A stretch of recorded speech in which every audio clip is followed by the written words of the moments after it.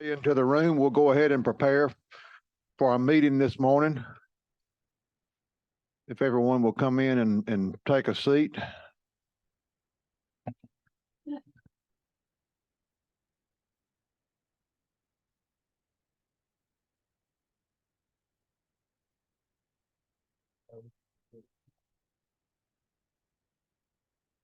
We need a few more people to warm this room up, since the heat not going to do it.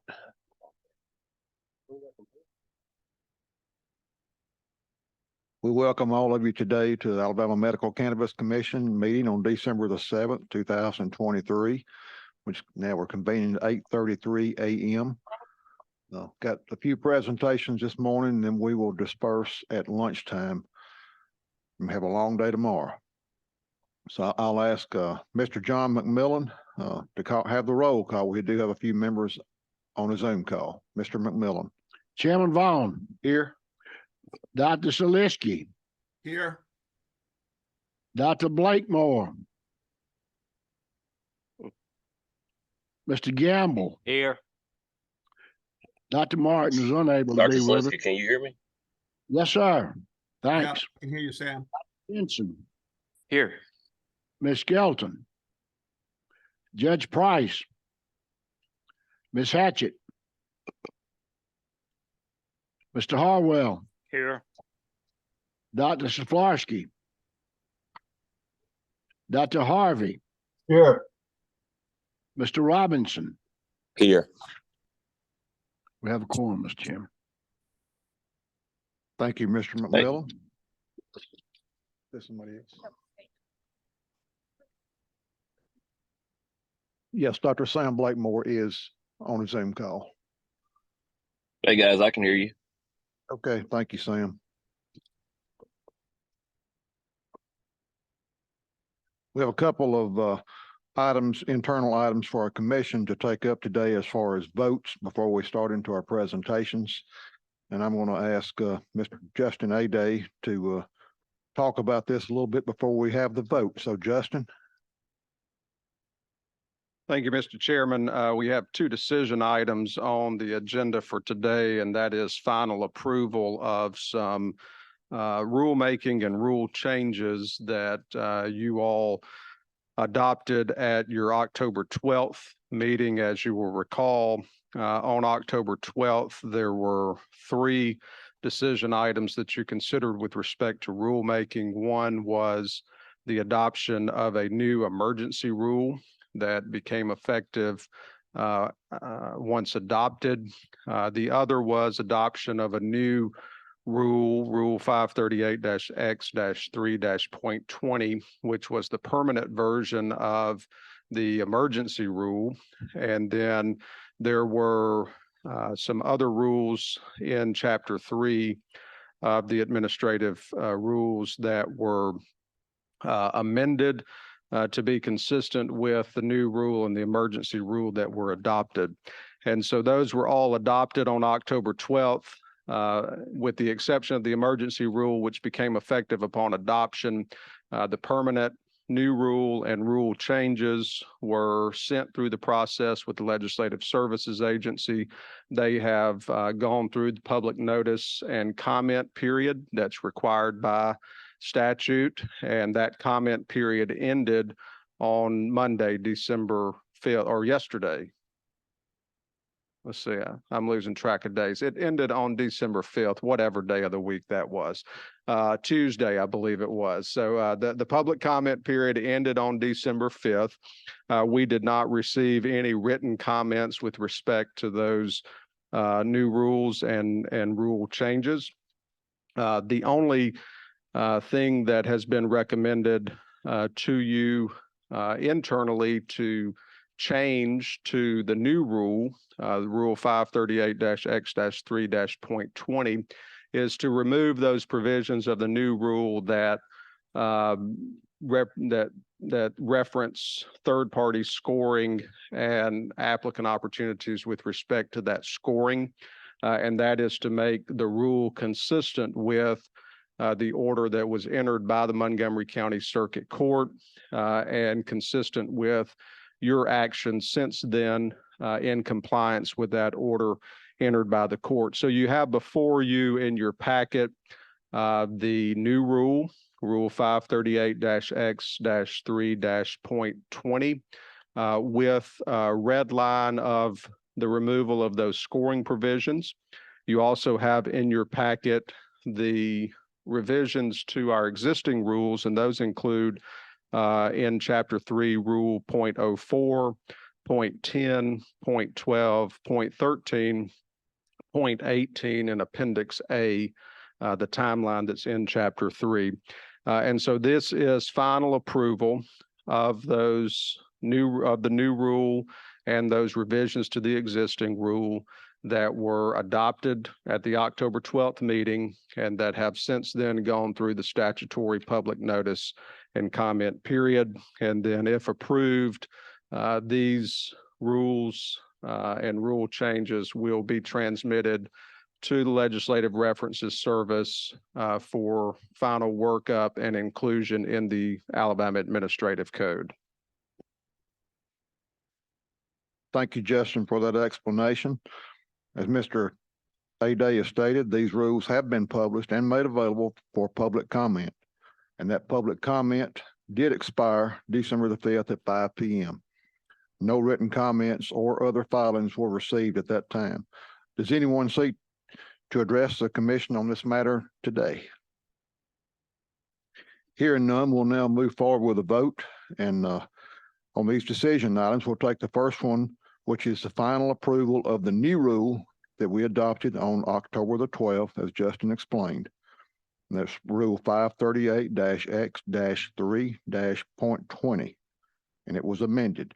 Do I have a motion that we move forward? Got a motion from Mr. Second. Harwell, second from Mr. Gamble. I'm sorry, Dr. Jensen. Motion from Mr. Harwell, second from Dr. Jensen. Any other discussion? This is for the new rule as amended that we've been operating on since. I'm going to do a voice vote on this particular one. All in favor, say aye. Aye. Any opposed? Motion passes. Thank all of you. The second item is the final approval of revisions to existing rules as we adopted on October the 12th. These are item 1, 2, 3, 4, 5, and 6 that Justin just mentioned. All of you should have that information in front of you. Can I have a motion to approve? So moved. Got a motion from Mr. Gamble, Second. second from Dr. Jensen. Any other discussion? All in favor, say aye. Aye. Aye. Any opposed? Motion passes. Thank all of you. As you look back on last Friday, I believe that's when these new rules, and we've been operating under these rules accordingly. So it worked pretty well last Friday, and we will continue to do so all the way through next Tuesday. I'd like to cover a few items before we get started with our presentations today. We'll keep time in the display so that the presenter will know the time remaining. It'll be up here on the counter. Presenters who provided a PowerPoint presentation, please use the clicker that's on the table there beside the podium. It'll be available to you at your pleasure. Commission members will have an opportunity to ask questions, and as needed, I'll ask for additional time if necessary for questions and answers after each presentation. The materials for each applicant, including their full application, written briefs, videos, and presentations, have been provided to each commissioner in advance of today's meeting. As a reminder, you have received all materials for all applicants, regardless of whether an applicant requested to make a presentation, and all applicants are subject to be considered for an award of a license. Also included in your materials today is a summary sheet for each applicant, which includes information regarding proposed facilities, ownership, and the pass-fail notations. These summary sheets also include the requirements of applicants as provided for in the statute and the AMCC rules. As we've done in the past, before we entertain each presenter will have Mr. Justin Ade make appropriate comments pertaining to each applicant before we have that presentation before us. So if there's no other questions from commissioners, before we get started on today's presentations, we'll have any comments or questions. Justin, if you don't mind, give us the appropriate comments related to Verano, Alabama and LLC. Mr. Chairman, this is applicant number 1668, Verano, Alabama LLC. You have the complete application, the applicant summary. There were no pass-fail items noted in the application. You also have written materials that were provided to you and also provided printed for you today in your packets. Thank you so much, Justin. Mr. James Leventis, is that you? Okay, go ahead and come on up to the podium, and Ms. Peters will put the laptop up here on the counter, so you'll see the time as you make your presentation. Just be mindful of that.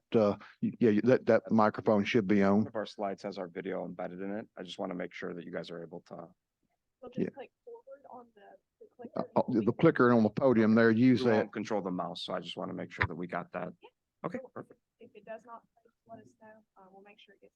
It's just forwards and backwards, right? Yeah. So just watch the Even I time. can't screw that up. Watch your allotted time up here as you move through your presentation. She'll put it up here and you'll see it. And I think y'all were asked, you had asked for 45 minutes. So y'all have and if you have other presenters coming up speaking, please introduce them. We've got plenty of speakers. We have Mary Lanier Long here, our majority owner and chief agricultural officer. I'll tell you what, why don't you wait? If they come up to speak, you introduce them at that time. Perfect. We've got a nice slide that has them. Okay. Thank you, James. Can you guys hear me okay? I'm sorry. Yes, sir. The floor is yours. Thank you, sir. Good morning, Chairman Vaughn and everyone else here from the commission, both live and joining us remotely here today. My name is James Leventis, and I'm Chief Compliance Officer for Verano, Alabama, a joint venture partnership that brings together Mary Lanier Long, an industrial hemp farmer with over 50 years of local agricultural experience, and Verano Holdings, one of the nation's largest and most experienced cannabis operators, and a company that has successfully partnered with countless states to help get their new medical programs off the ground and running. From the bottom of my heart, I thank all of you for providing us this forum to demonstrate live and in person our company's passion and commitment to serving Alabama medical patients and contributing to the long-term success of this medical cannabis program.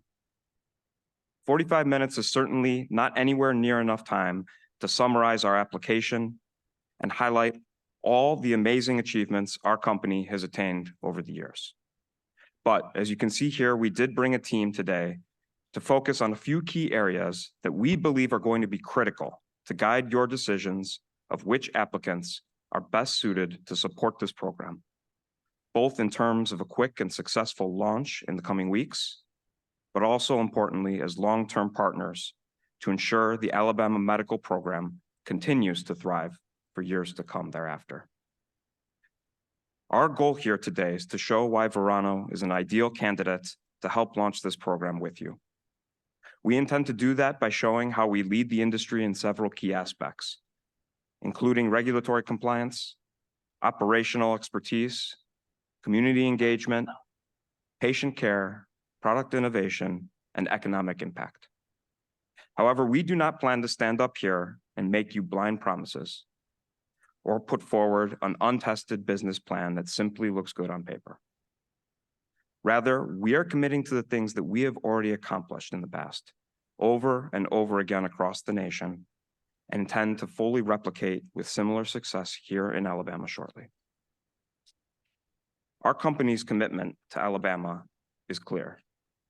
We believe being awarded a license is a privilege, and we intend to keep our promises to deliver for the patients of Alabama.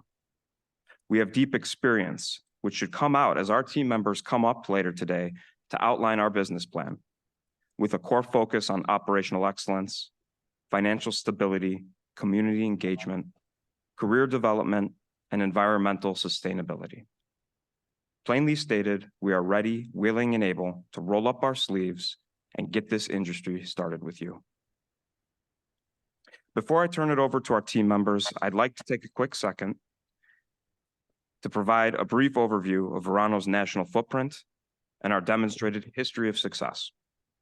Our geographic presence currently spans 13 states. We support the development of nearly 4,000 careers across our workforce, and will do the same for the estimated 450 Alabama team members we plan to hire locally here. We manufacture only the highest quality pharmaceutical-grade products that are trusted by 700 different accounts across our wholesale business. We have 14 active cultivation and processing facilities operating today with over 1 million square feet of active cultivation. We also have 136 operational dispensary locations, with 73 and counting next door in Florida alone.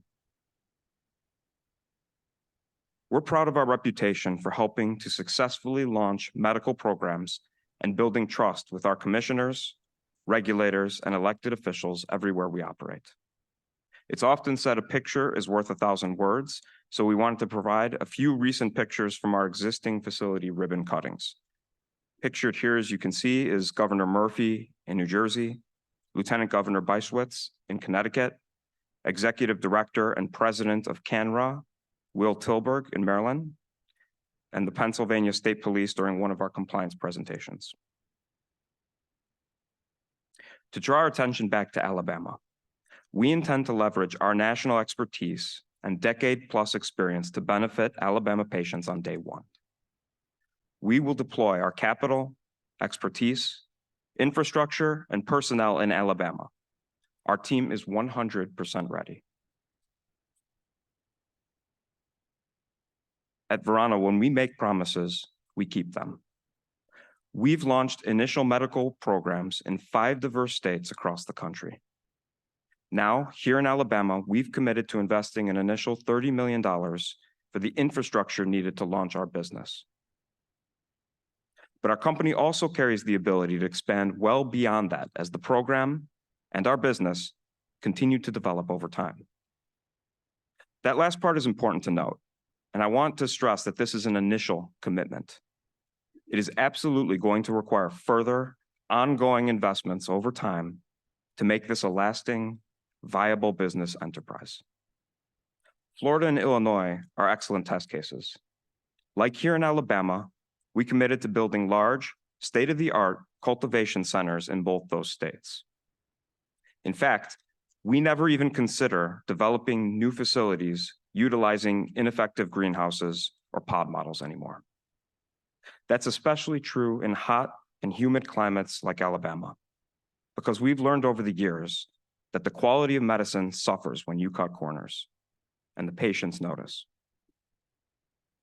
We certainly did not stop our investments at $15 or $30 million in those states. Instead, as you'll see on the chart that's in front of you, we've actually invested over $250 million in infrastructure between Florida and Illinois alone to date. Ohio is another excellent example that you'll see on here. There, we were awarded one of the initial craft grow licenses by the state in 2018. Now, this is a tiny version of what we intend to operate here in Alabama due to the license that we have out there.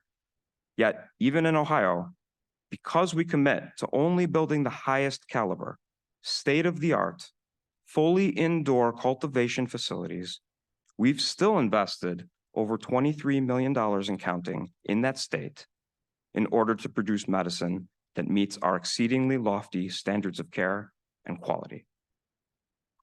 The point here that I'm trying to bring is that we will bring this same level of commitment and ongoing investment to Alabama.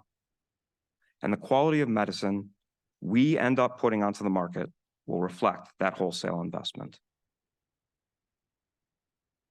Now that I've given you all a brief overview of our national presence, I'd like to introduce the Verano, Alabama team that you'll meet for presentation here today. These are some of the industry's foremost experts in their respective areas, and they have contributed to Verano becoming one of the most successful and experienced cannabis companies nationwide. With that, I'd like to hand it off to our majority owner and Chief Agricultural Officer, Mary Lanier Long, to provide a brief summary of her experience and discuss how this joint venture came to be. Mary? Okay. Good morning, members of the commission, staff, and to my fellow Alabamians. My name is Mary Lanier Long, and I am the 51% majority owner of the Applicant, Verano, Alabama. When I became a legal adult at the age of 16, so I could take on the responsibilities of my family farm after my parents died, I never thought I would have the opportunity to speak before the Alabama Medical Cannabis Commission. I am a farmer. Public speaking and participating in government commission meetings is not my strong suit. But given the importance of this meeting, and you can probably tell I'm nervous, but I'm confident that after our presentation, you'll see the professionalism, knowledge, experience, and track record that my business partner, Verano, brings to the table. As you know, no one in the state should have any experience growing, cultivating, or selling cannabis products, and I certainly don't, but I know what it means to be a third-generation farmer. And when you run a family farm and you feel the weight of prior generations and constantly wonder if you're doing enough to secure a bright economic future for your kids and grandkids. And I want to thank the legislature, the governor, and the commission for creating a cannabis program where everyday citizens and families like mine can compete for a license. And instead of handing out licenses based on who you know, your entire application and evaluation process is focused on what the applicants and the teams we've assembled will do for the patients of our state. And ultimately, that is what the process is about. Who will get the job done for Alabama? I love our state, and I think we deserve the best. I don't know about you, but I'm tired of hearing all the excuses of not enough workers, supply chain issues, creating shortages for things that we just need every day. But while that's annoying, that's unacceptable when you're dealing with the medicine that people need to live a better life. Alabama's patients deserve a stable, safe, year-round medicine supply. That's why I chose to partner with Verano. Our team has found a way to succeed where so many others have failed. I know each of you is serving on the commission because you want to get this right for the citizens and patients of Alabama, and I do too. As you will hear, our team will get the job done for Alabama's patients. And thank you for the opportunity to compete for a license, and thank you for your time. I am pleased to turn over our presentation to John Tipton, President of Verano's Southern Region.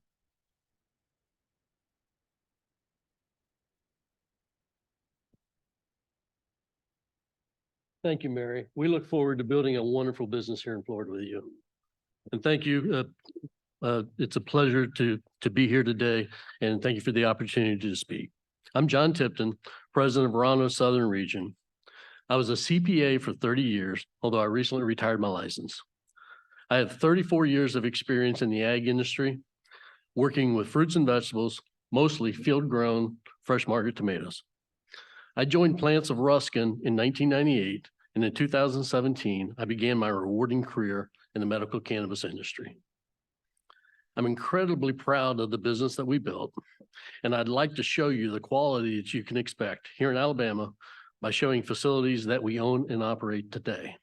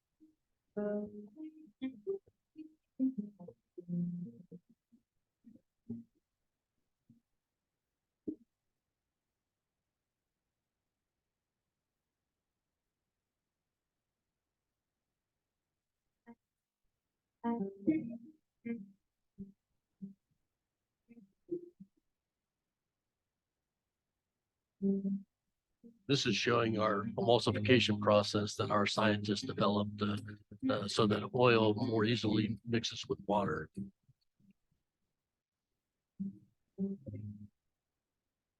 Our meter dose inhaler that sets us apart.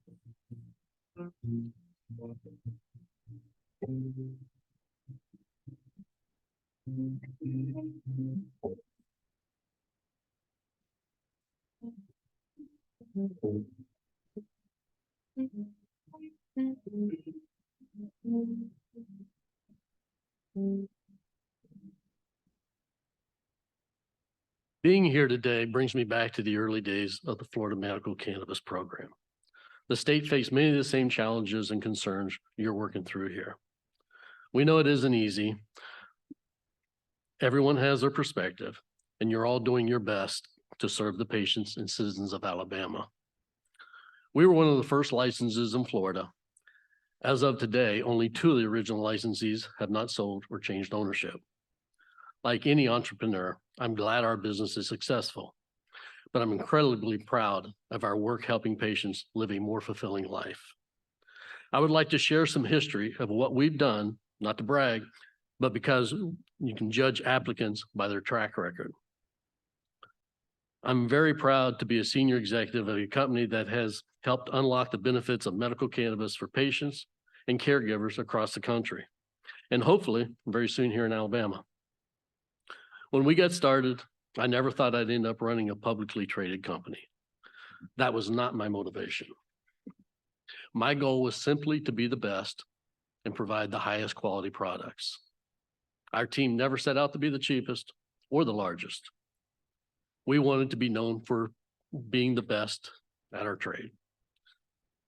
We hired 2 PhD scientists to create unique, high-quality products for patients. And with a 30-day requirement to be operational, we faced a decision that would alter the future of our business. We own roughly 400,000 square feet of greenhouses on a 20-acre site with plenty of room for expansion. It would have been considerably cheaper to grow the crop in a greenhouse. But my team and I believed that a medical quality, pharmaceutical grade product needed to be grown indoors where you can mitigate risk and control the environment. Pictured on the screen is the abandoned warehouse that today is the thriving CGMP certified Apollo Beach cultivation facility we showed in the video. We've invested over $40 million in Apollo Beach since it became operational in 2017. Equally important, we've never lost a crop there. In those early days, in a building that had been bank-owned for 15 years, we became operational within the 30 days required by the state. The experience has guided our approach to cultivation and how we enter states once licensed. We are launch ready. But first, I'd like to explain our strategy to set Alabama up for success in delivering outstanding results for patients in need of alternative medicine. First, we believe that given the climate in Alabama and pharmaceutical quality products, the commission demands an indoor cultivation is necessary. With an indoor facility, you have complete control of the environmental factors that impact the cannabis plants in this cannabinoid profile. Complete control of the environment is critical so that you can meet the specific needs of different cannabis strains. Unlike greenhouses, indoor facilities aren't dependent or impacted on external weather factors. It's also important that our operations respect and reflect the community which we're operating in. Indoor facilities have increased security and privacy. The crop isn't visible or accessible to pests or the public. Even things such as the wind-blowing odors of the cannabis crop are mitigated by an indoor facility that is sealed and has exhaust scrubbers. I could go on, but to us, there's really only one viable option for Alabama, and it's an indoor grow operation. Our video showed you the Apollo Beach facility, where we are going to bring the same precision, quality, and commitment of excellence to Alabama. We have a facility in Luverne that our experienced real estate and construction team identified. It already has all the necessary utilities at the site. Today, our company is operating 14 cultivation centers. We have all the expensive, hard to obtain, and long lead time items necessary to commence cultivation operations in our company's existing inventory. Our inventory includes state-of-the-art and innovative cultivation, processing, HVAC, and security equipment needed to complete the build-out. The day after our license is in hand, we will ship our prefab walls, piping, ductwork, all other materials to retrofit the build-out the existing space.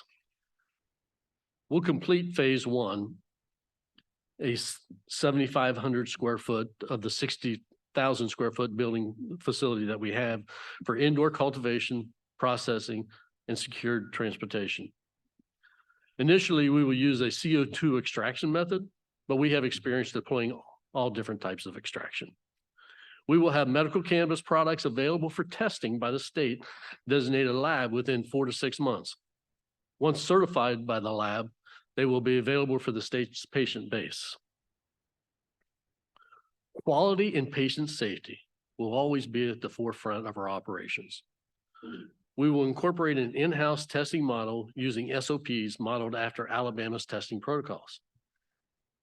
As part of the initial commitment of $30 million to build Verano, Alabama, we will bring our Zen Leaf dispensary operation to the state. We have access and the rights to establish dispensaries in Montgomery, Dothan, Tuscaloosa, Decatur, and Birmingham. None of these 5 dispensary locations are within a 1,000-foot radius of a school, daycare, or childcare facility. Zen Leaf, our distinguished retail operation, is designed to provide a serene and specialized environment for medical cannabis patients. At Zen Leaf, we prioritize the well-being of our patients, creating a space where comfort meets expertise. The ambience is meticulously crafted to evoke a sense of tranquility, ensuring a calming experience for patients seeking relief. All 5 dispensaries will be operational within 6 months. A certified dispenser, who's also a licensed pharmacist, will oversee all dispensing activities. We'll provide discounts regularly. We as a company currently provide a 22% discount for veterans and 25% discount for pediatric patients. As an experienced operator, we also have extensive data and experience understanding how medical programs mature over time. We're in this for the long haul. We don't exit markets. We build a lasting relationship with patients, communities, and regulators. We've committed at least $30 million, though our track record is that we will invest whatever necessary to deliver on our promises. We believe this market will mature and require disciplined expansion for our operations. By the end of year 3, we believe the cultivation will scale to a canopy of 50,000 square feet of indoor flowering product and employ around 280 jobs. With years of experience and after personally overseeing the launch of our Florida operations, we've learned what works and maybe more importantly, what doesn't. Experience plays a huge role. We know what to do, what not to do. You all have also done your homework. You know what works and what doesn't. Alabama patients deserve the best. We've implemented best practices across our facilities to ensure we always mitigate risk, instill the latest and most effective standard operating procedures, and continue growing and producing safe, high-quality medical products for our patients. Pods may be appropriate for others, but for us to put our name and reputation behind our products, we believe our phased expansion of the indoor cultivation center is the best plan. The medical cannabis field is an extremely difficult industry to enter, given the restrictions on banking resources, limited access to capital, and high tax burden. Sound financial management is critical. Finally, while we were one of the most experienced operators, I want to clarify Verano's goal. Our focus in Alabama is on serving the patients of Alabama to the best of our ability. Just like in our most recent state entry, West Virginia, where it's a strict medical program, Our mission here will be to help responsibly implement the program as authorized by Alabama's elected officials. I'd now like to invite Chris Ferguson to discuss our compliance and safety initiatives. Thank you.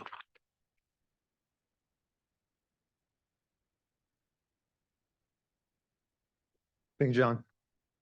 Good morning, and thank you for the opportunity to address the members and the staff of the commission again. I am Chris Ferguson, Vice President, Regulatory Community Compliance for Verano. As you may remember, I served as the Director of the Office of Medical Marijuana Use in Florida for 3 years. It's a unique experience now being as an applicant on this side of the podium rather than being in your position. When we met in 2021, as I was Florida's cannabis regulator, it was part of your commission's important work to review best practices and lessons learned. Like all of you, I believe in the mission that medical cannabis can improve the quality of life for patients. More than a year after we first met, I joined Verano on December 27, 2022. After 12 years of service at the Florida Department of Health and 3 years as the director of Florida's medical program, I wanted to further grow the medical cannabis and bring lessons I had learned to regulatory agencies across America in my new role. I decided working with Verano was the best fit because I knew and I had witnessed the commitment to compliance, quality, and excellence. While this industry is new to Alabama, you're not starting from scratch. You can license the best of the best from operators with a proven track record. You're doing your work deliberately, and we commend you for the approach because we all believe Alabama's patients deserve the best. Since this is an interview, I'll review our company's track record of compliance, patient safety, product innovation, and excellence in operations, and to explain how awarding us a license will benefit the commission, the patients, and the state. Cannabis industry is one of the most secure and regulated industries in America. As James said at the beginning of the presentation, a license is a privilege, and operators must be good stewards of the license. We believe that being a responsible partner for the state means that at every aspect of the business, we must instill a culture of compliance, maintain an unwaveringly commitment to safety, and follow our operating protocols day in and day out. I've been in your shoes, and I know how many of the applications and promises sometimes blend together. A lot of applicants know the right things to say and know what to put in an application. Commission has a very difficult responsibility of selecting partners who you believe have the experience and the proven track record that will follow through if licensed. Here's what Verano will bring to the state of Alabama and AMCC if you give us the opportunity to serve your patients. If you're looking for a partner with experience in implementing and operating state-of-the-art systems, Verano has a proven track record, working with 13 state regulators, all with their own systems, procedures, and regulations. If you're looking for a partner who understands the importance of track and trace and robust security protocols, judge Verano's record of safety. I'd like to touch on a few of the aspects that John covered earlier in his overview and what Verano will provide with reliable, safe supply of medical cannabis for patients. At our cultivation centers, Verano has industry-leading commitment to quality control and has obtained current good manufacturing practices certifications, a hallmark of pharmaceutical excellence. We will obtain the same certifications here in Alabama. If given the opportunity, we would deploy our hard-earned intellectual property, top executives, and operational managers to Alabama to build our business and meet our deadlines, just like we did in the 5 case studies of Florida, Illinois, Maryland, Ohio, and West Virginia. We are pioneers in this industry, and our team is among the most experienced. So we aren't learning on the job or trying to figure it out as we go. Our most senior leaders would work with our newly hired in-state team to pass along and train Verano, Alabama team members on our procedures, protocols, and operations. For instance, my job would be to teach the new hires about Alabama's regulations and to coach them on the importance of compliant operations day in and day out. We implement cultivation practices that guide the genetics and the strain integrity of the plants we're growing. At our indoor cultivation facilities, tight control growing conditions, including temperature, humidity, light, and nutrients to control plant health and cannabinoid profile. We have proven measures to mitigate pests, diseases, to maintain the purity of the medicinal plant. And as John stated, the Apollo Beach facility has never lost a crop. Verano has established standards of trimming, timing of harvest, and processing to manage our crops efficiently and responsibly. We invest in and conduct in-center testing for potency, compliance, and the identity of harmful contaminants, pesticides, and residuals before the products leave our facility. Our team has processes to ensure the formulation consistency, to ensure dosage and ingredient ratios that are met for capsules, tinctures, our meter dose inhalers, and all other approved products. We use child-resistant packaging to enhance product safety once it's in the patient's home. Our batch tracking systems allow us to monitor every product from cultivation to distribution, facilitating recalls if necessary, just like you would expect from any other regulated pharmaceutical product.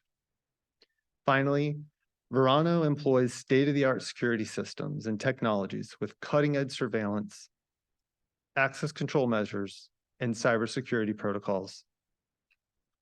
The reason Verano is one of the most dependable, efficient, and trusted operators in every state we operate in is because our culture of compliance and our commitment to adhering to standard operating procedures and our proven training methods to enhance the careers and knowledge of Verano's nearly 4,000 team members.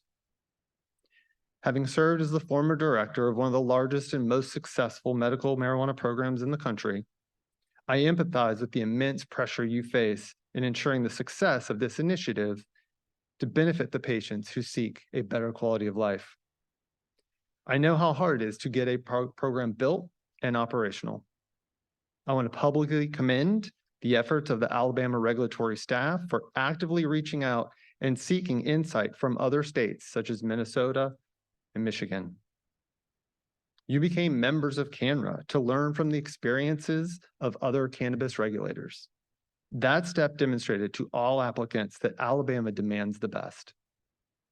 Verano takes its commitment to compliance, safety, and quality seriously. I thank you for your time, and I would be honored to work with you in the future as a licensee for months and years ahead. It is my pleasure to turn the presentation over to Joanna, who will explain our approach to patient outreach.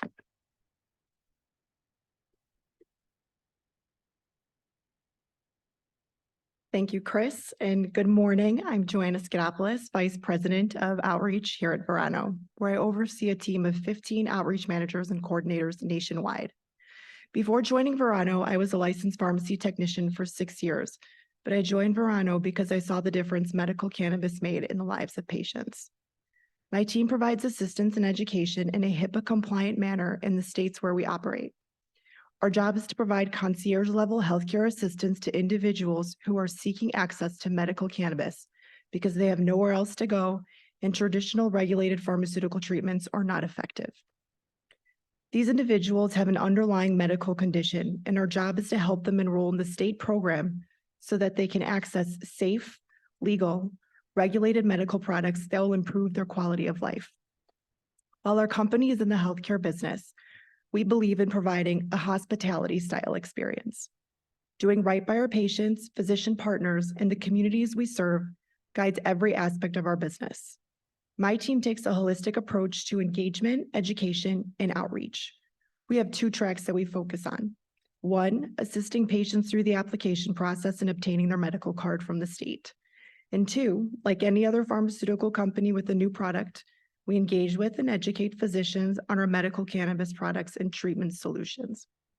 We provide doctors with information about the state's regulations, qualifying conditions, and certification process so they can make educated decisions about the best care and treatment options for their patients.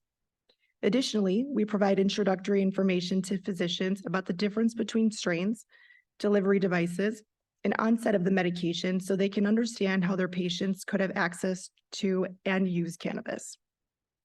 I've personally been involved in introducing our outreach efforts in active states where we operate, and in states anticipating an initial medical program launch with the patients and physicians in Ohio and West Virginia. We've helped states initiate programs and know how demanding, taxing, and complicated a program launch can be. Citizens, caregivers, and physicians have innumerable questions about how to qualify and the steps to go through in the process. Our team has the training and experience to provide patients in need and physicians with the assistance and support to get your program running smoothly without overwhelming state regulators. Patients and their caregivers want information and answers, all of which must be conducted in accordance with HIPAA and best practices for patient privacy. As part of this educational and enrollment support process, our team begins to educate patients from the moment they reach out to us. Our outreach includes educational information about different cannabis strains, their characteristics, and how a product would alleviate symptoms of certain medical conditions, comprehensive information on the endocannabinoid system, helping grow the understanding of how cannabis interacts with the body, the nuances of cannabis, including sativa, indica, and hybrid strains. Our educational resources also cover the significance of terpenes. Patient safety is our top priority. We provide patients with the best practices on securely storing medical cannabis to prevent unintended access by children or pets. Verano's commitment to being a good partner extends beyond our best-in-class cultivation, dispensaries, and products. We help educate, inform, and assist qualifying patients so they can begin to benefit from access to safe, legal, regulated medical cannabis products. Our team has done it before, and we look forward to serving the patients of Alabama. A pivotal figure in our patient-centric approach and comprehensive outreach efforts is our National Clinical Director, Chrissy Bernazzani, who I would ask to discuss additional details of our pharmacy-driven outreach initiatives.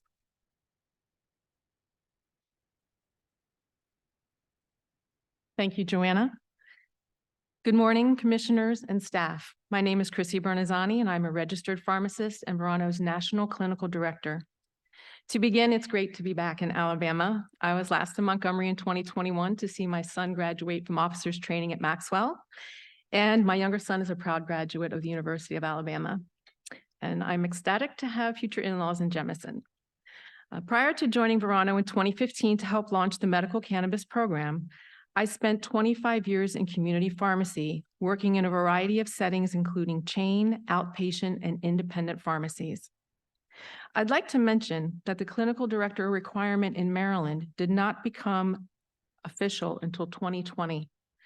Yet Verano chose to have and to pay for a clinical director from the start, not just when it became a requirement, demonstrating our commitment to treating cannabis as medicine.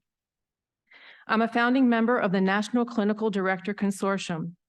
This organization was created to provide the perspective of the medical professionals who are working directly with the patients in the dispensary every day. We collaborate on best practices and serve as a resource to companies, regulators, and officials. In my role with Verano, I lead and work with a team of 50 pharmacists and counting in Pennsylvania and Connecticut. I'm extremely proud to oversee our clinical registrant relationship with Drexel University in Pennsylvania, where we are currently finalizing our next study, aiming to develop tolerance break guidelines. Pennsylvania pharmacists are also participating in preceptorship with local pharmacy schools, allowing future pharmacists to immerse themselves in the emerging field of cannabis medicine. Others on the team have discussed our clinical and medical roots as a company. Verano's ongoing collaboration with pharmacists is part of our commitment to provide patient-centric care. Our pharmacists provide intensive education in pharmacology and medication therapy management, including drug-drug interactions and drug-disease state interactions. experience in controlled substances inventory management, comfortability and ability to work with healthcare providers, and a background of counseling and interacting face-to-face with patients. Working with pharmacists also brings state regulators a sense of security, professionalism, and a duty of care. As this commission knows from Dr. Blakemore's service, pharmacists bring a vital perspective and knowledge base to medical cannabis. Our team of pharmacists are a key component of our internal and external education initiatives. Internally, I develop and train our team to ensure patients receive the best care and interact with knowledgeable, passionate, and caring cannabis advisors. Our pharmacists contribute content to the Verano University training programs to ensure our colleagues have access to the latest science, research, and data about cannabis, as well as risk reduction strategies and root cause analysis. Our comprehensive training program encompasses foundational, intermediate, and advanced level courses on the use of cannabis, from pharmacology and therapeutic applications to responsible use and public health considerations. Externally, our pharmacists provide educational outreach to interested groups of prospective patients, including veterans, seniors, cancer patients, parents of children with epilepsy or autism, and many others. Our pharmacists will work with healthcare providers who wish to learn more about cannabis treatments and how to safely guide their patients. As we all know, opioids have ravaged our country and caused innumerable tragedies. I have been fortunate for the last 5 years in running to have the opportunity to educate future pain management providers at the University of Maryland School of Medicine. One of my more rewarding outreach presentations has been speaking at a quality of life retreat hosted by a ministry of the Baltimore-Washington Conference of the United Methodist Church. Our pharmacists bring enthusiasm to our role, but we are also motivated by our interactions with our patients and caregivers who tell us how our work has transformed their life. For my team, this is not just a profession, it's the privilege of witnessing the resilience, restoring hope, and improving the lives of those whose options once seemed exhausted. I am proud to be a cannabis pharmacist, and I'm even more proud to be a Verano pharmacist. Thank you for your consideration. I'd now like to invite my colleague, Rich, to provide some background on our financials. Thanks, Chrissy. I'm Rich Tarabchak, Executive Vice President, Corporate Controller, and Chief Accounting Officer at Verano, and I'd like to thank the commissioners and the staff for the opportunity to speak today. When Miss Mary chose Verano, she has a partner who has a long history in the cannabis industry, successful record of standing up medical cannabis operations, financially stable, and truly a committed partner. We have a proven track record of being a premier operator and one of the best run companies in the industry. Our revenue over the past 12 months was $925 million. We recently revised our free cash flow guidance, which now is the highest in the industry. And that's an indication of our ability to grow and invest further in the business. We have $130 million on the balance sheet in cash. We have paid over $135 million in federal, state, and local taxes this year. We have leading industry margins, which is really an indication not only of profitability, but also of our expertise in the business and the preference of our customers for our products. And again, we mentioned earlier about our investment in other medical cannabis areas.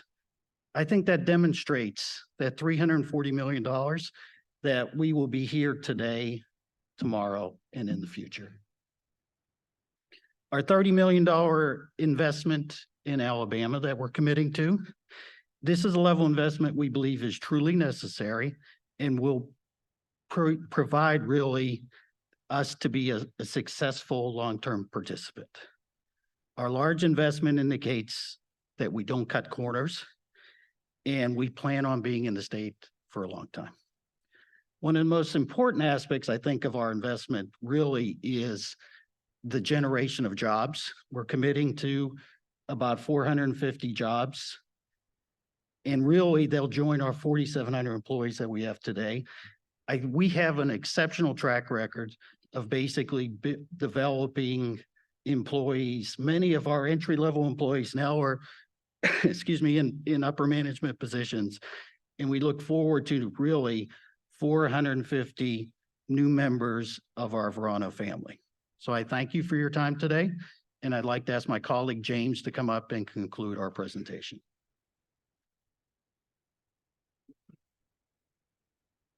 Thank you, Rich.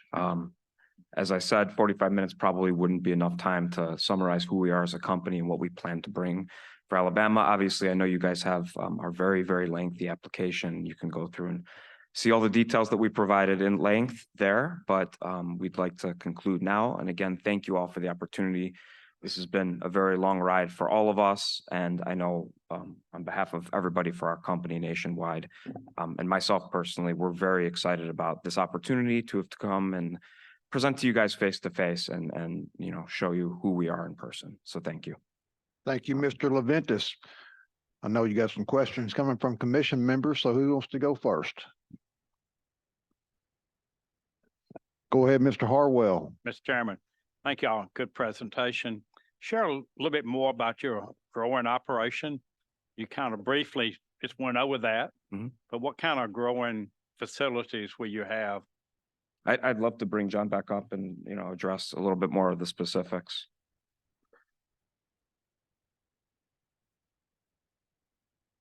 Oh, sure. And I assume you're asking what we would bring to Alabama? Right, what you would do here for growing your plants.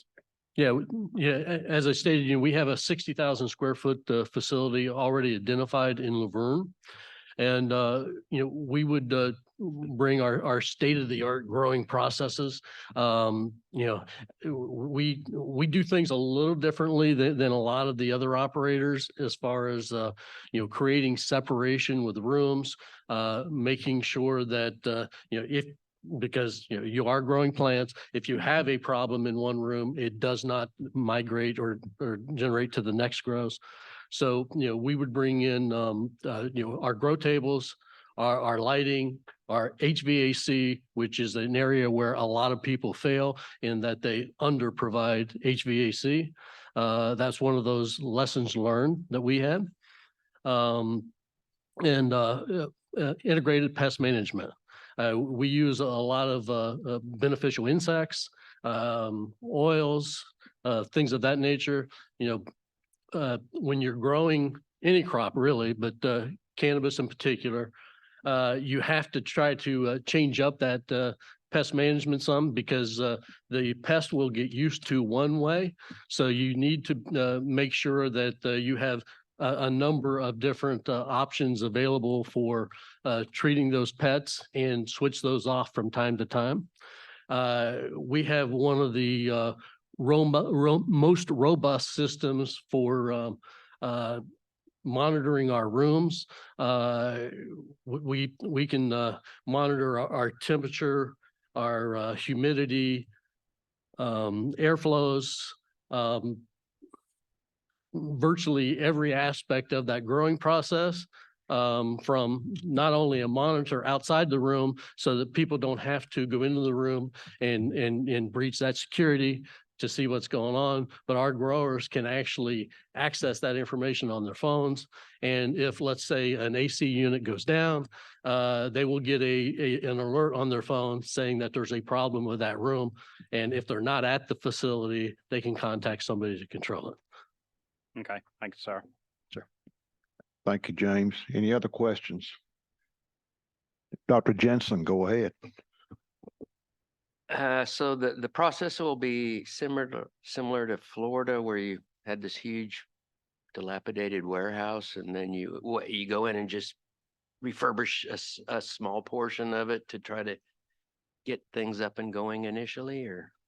Yeah, if you take the Florida warehouse as an example, which I think works as a pretty good example for here, We built that out in what I considered 4 phases. Our contractors considered it 7, but some of them were simultaneous. So that, in Florida, because that warehouse was much more dilapidated than the one we have here in Alabama. Actually, some of it had to be raised. A lot of it had to have the, walls, insulation, things like that removed. You make sure that there's, no mold, no pest, nothing like that in the facility. And you really, by the time you're finished, you've really got a rebuilt new facility. We were proud to do it in Apollo Beach with a warehouse that had been sitting empty for 15 years. And it was basically a blight on the community. And we were able to turn it into something beautiful that, we're really proud of. And I can say that, when you talk about the smell and the things that you get concerned about with cannabis, we've never had one complaint from the neighbors in Apollo Beach. And let me see. So I know you someone addressed it earlier, but as far as regulatory and compliance issues in all these 13 states, nothing ever? Oh, I would never say that. No, Okay. no, I would never say that.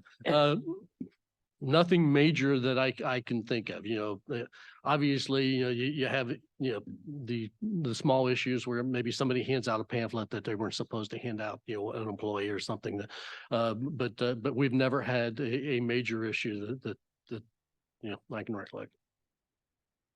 I'm James? happy to supplement that. Yeah.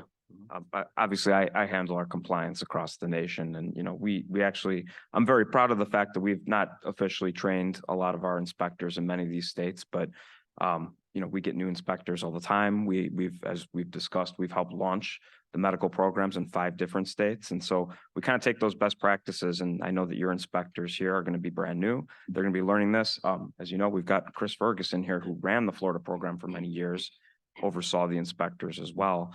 And so, I've seen situations where it's kind of interesting. You get a new inspector and I've had them actually before ask for one thing like a modification, slight changes in our SOPs, and then a new inspector comes and they want to change back to the right way that we had it in the first place. So, we do get, notes from them from time to time, and we have a lot of inspectors that come weekly.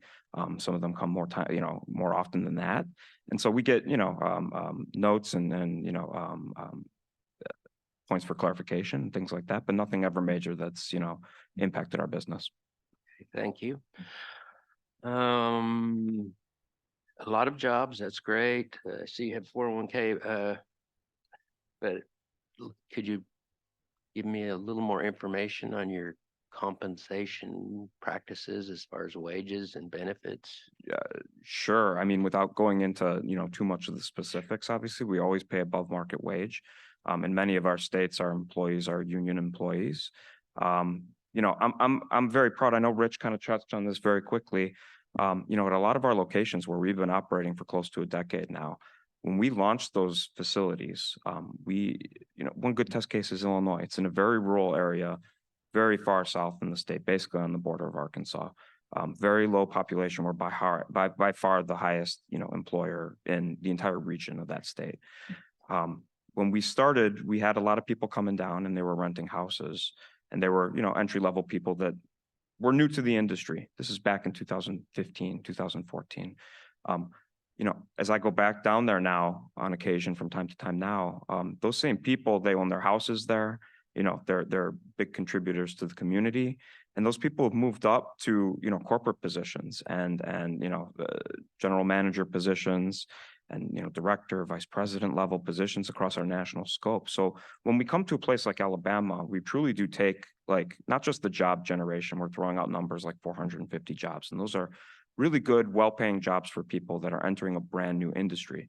The real benefit is the long-term partnership. Like we said, we don't exit markets. We come here, we invest heavily, we plan to stay. And that trickles down to the employees as well. We're hopeful that a good portion of those 450 jobs that we create are not just entry-level jobs for these people, but it's an entry-level job where they can learn a brand new industry that's new across the nation and hopefully build their career and go on to great things. And we've seen it many, many times before. And so that's one of the most exciting things about something like this. And health insurance? We have health insurance, 401k. We've got, I know one of the slides outlined it, but we have pretty robust, as a national company, we have pretty robust benefits across the board. Okay, thank you. Banking relationships, do you have that established already in Alabama? We've spoken to a number of banks in Alabama. I don't recall the names of some of them. I apologize, but actual depository relationships with banks used to be a big problem for us. I could go on for days and days about, banks pulling our, and shipping money like in the back of my car. But it has not been a problem for probably 5+ years at this point. We're in good shape. You also said that you would not go for the low cost, which I get, but can you give me an idea of what the patient cost will be on average? We've had some discussions with other people. Most patients come 2.5, 3 times a month, and they talk in terms of 200 milligram as some kind of dosing. Do you have an idea what those costs might be in Alabama? Yeah, our average ticket in medical markets is about $85 to $90 per visit. And our average ticket in most of our medical markets is around $85 to $90 per ticket. And we see most of those patients usually about twice a month. Okay. And then finally, you're in, again, a lot of states. Have you ever been involved in lobbying for recreational cannabis use? I'm very happy that you asked that. We have actually 2 really good test cases that you guys have probably all seen very recently. They were happening pretty much simultaneously in Florida and Ohio. And these are 2, obviously we've talked at length about, our operation and launching that medical program in Florida. We were also, as I mentioned very briefly, we have a craft grow and 5 dispensaries in Ohio. We helped launch that medical program as well. That's one of those states where we were helping train our inspectors because it was the first go around for Ohio. Both of those states have had very, very recent ballot initiatives that have taken place. I don't want to misquote things here. You can look it up, but I know that process in Florida raised, I think, $30-40 million in pursuit of adult use there. Ohio was probably very similar. I don't know the number that they raised.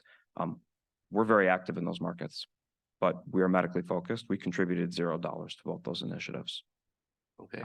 It's not something that we can control, but Right. our focus is we are laser focused on promoting the medical program for our patients. And I know the answer to this one, but I'm going to ask it. So do you have states where you're supplying adult use? We do, yes. I know a couple people have presented and you guys have asked that question.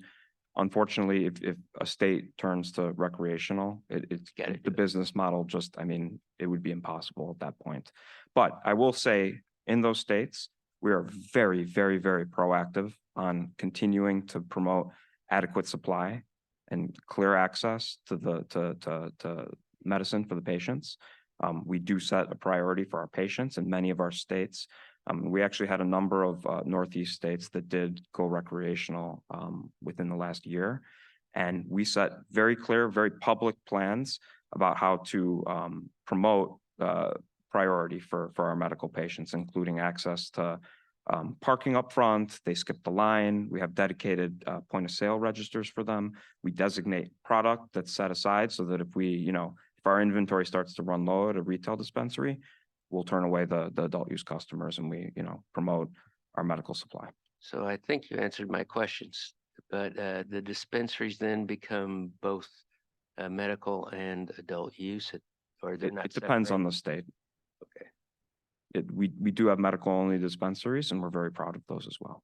Okay. Thank you very much. Thank you. I appreciate your questions. Dr. Bernazani, is that right, correct?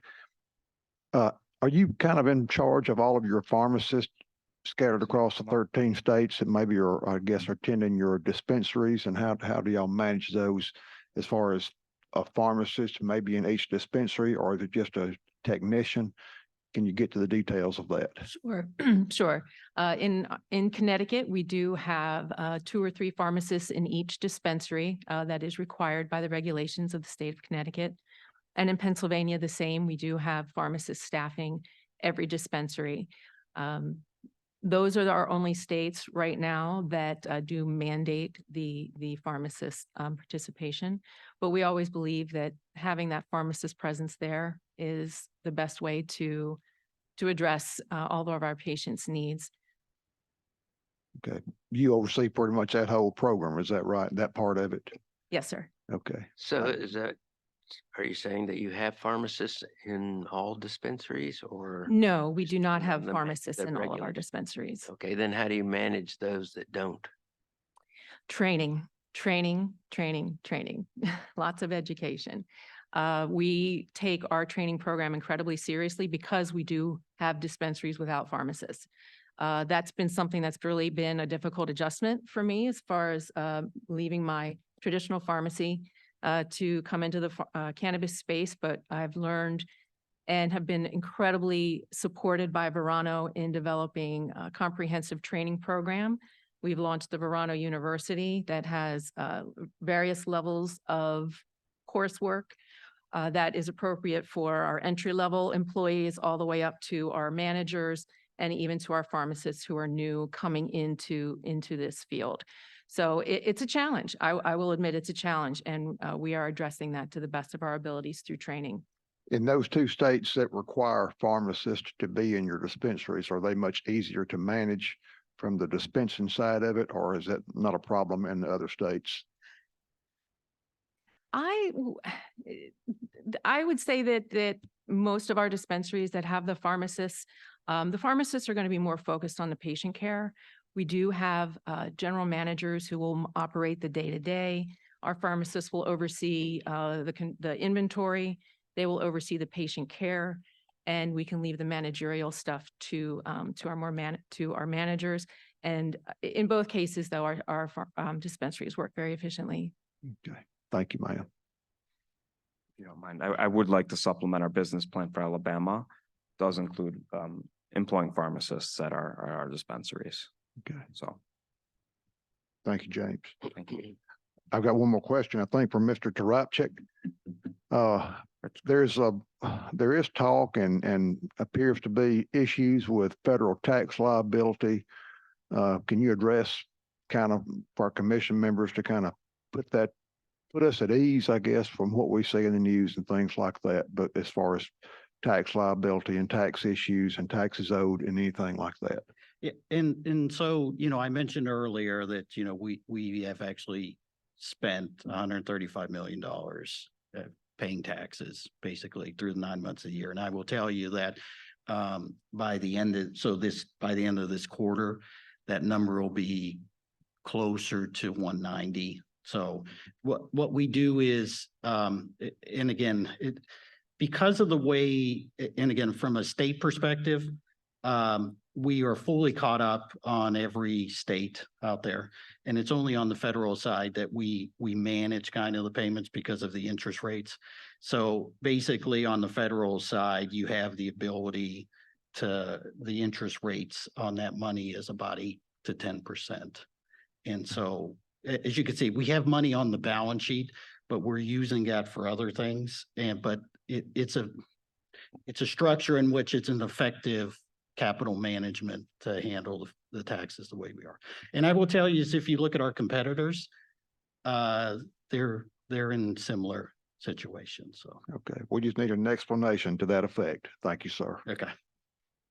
Anyone else, any other commission member have a question for the Verano team?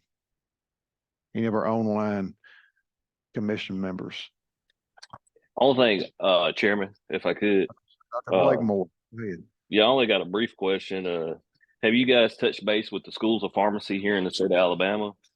And if so, are you guys interested in kind of creating a partnership to grow the knowledge base of pharmacists that are currently practicing pharmacy here in the state of Alabama and how they can assist medical cannabis dispensaries? We would love to have that opportunity. That has not been explored yet, but we definitely will be doing that. Having pharmacy students in our dispensaries has been really an extraordinary experience, not only for our company, but for these pharmacists who are getting out into the field. Anything else, Sam? No, Chairman, that's it. Okay, thank you, Dr. Blakemore. He's our pharmacist, one of our commission members. Anyone else have a question for Verano? Well, thank all of you for your time. Thank you for coming today and making the presentation and being here today. Thank got a you so great much for your team. questions. We do appreciate it. We thank you so much. Thank you. We're going to take a short bathroom break. We do have some time in Sustainable Alabama. If you're ready to go, we'll go ahead and get y'all lined up. But we're going to take a break while we have a chance. I know that you're not scheduled till 10:20, but we can start a little earlier if you're ready. So we'll take a short 10-minute break.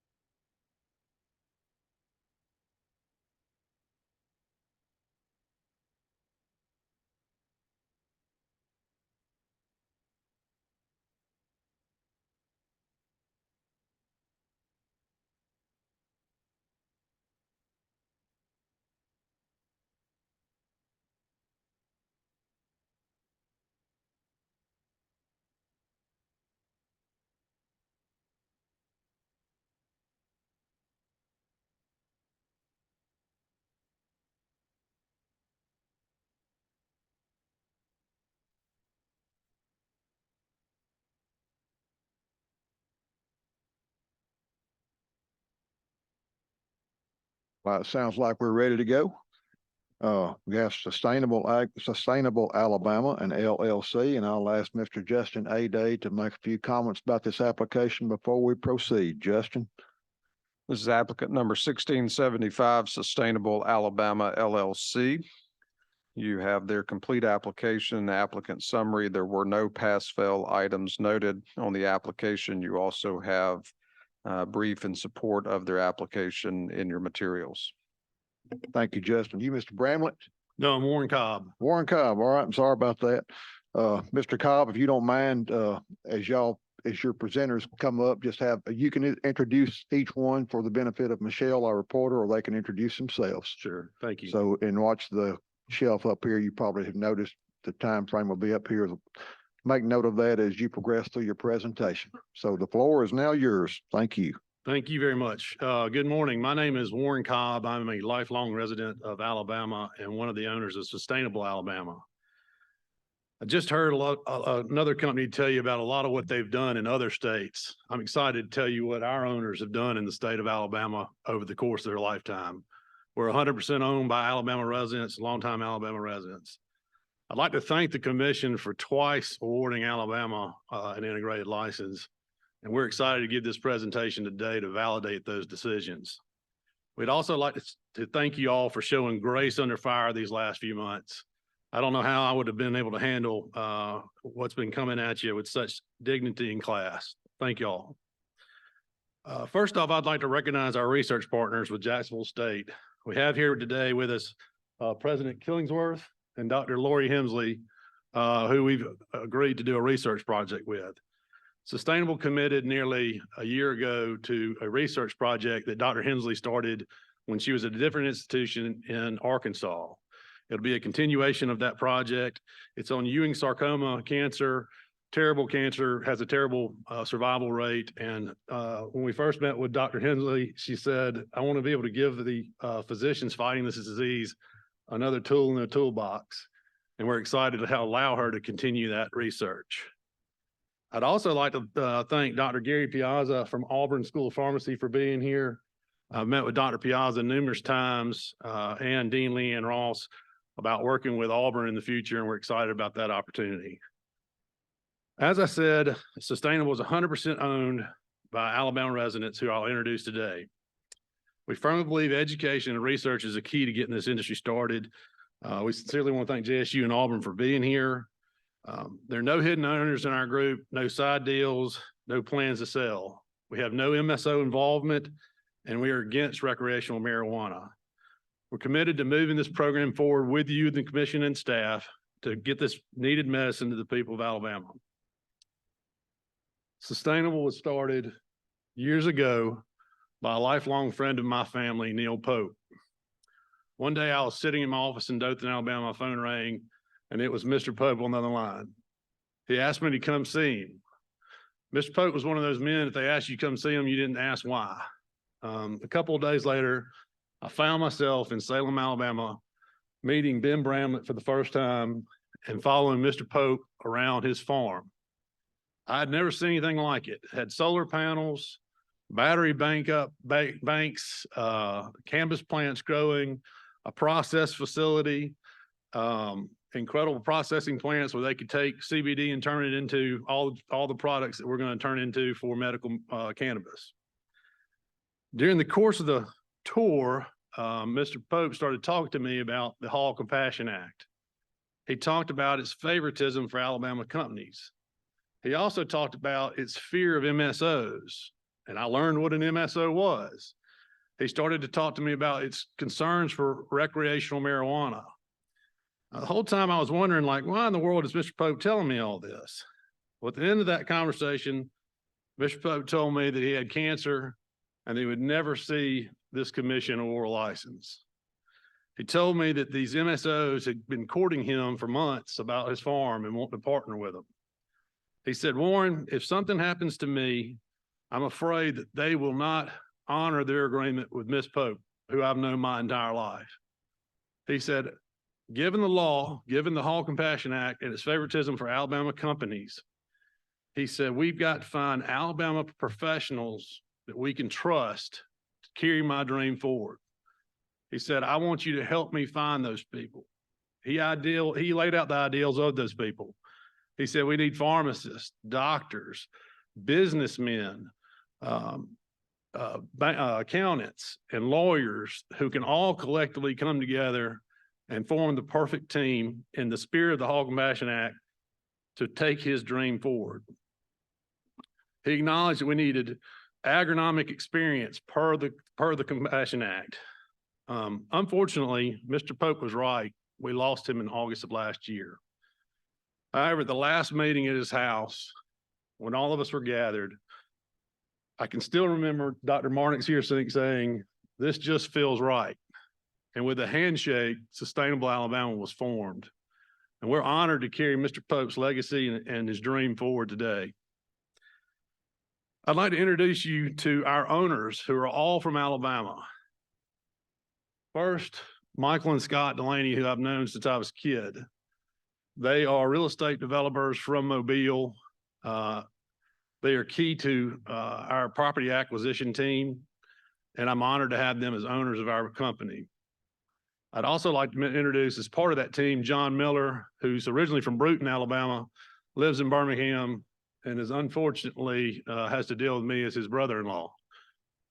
John is also a real estate developer, and between the three of them, they secured our 5 dispensary locations, which we still have under contract today. Next, I would like to introduce to you Dr. Sebastian and Marnix Heersink. I was fortunate enough to grow up 3 or 4 houses down from Dr. Heersink and his family. Back in those days, Dr. Heersink was the all-time quarterback in our backyard football games. He was not the guy who is famous for helping Alabama's medicine move forward that he is today. And I think we still think of each other in that regard. I was fortunate at a young age to be exposed to the Heersink value system. It's a little different than most value systems. They believe greatly in family, state, and their duty to their fellow citizen. Those are the same values that UAB saw when they named their medical school the UAB Heersink School of Medicine after Dr. Heersink. Dr. Heersink will address you today about the importance of ensuring doctors and pharmacists are involved in this program. He was integral in bringing Hudson Alpha to Dothan.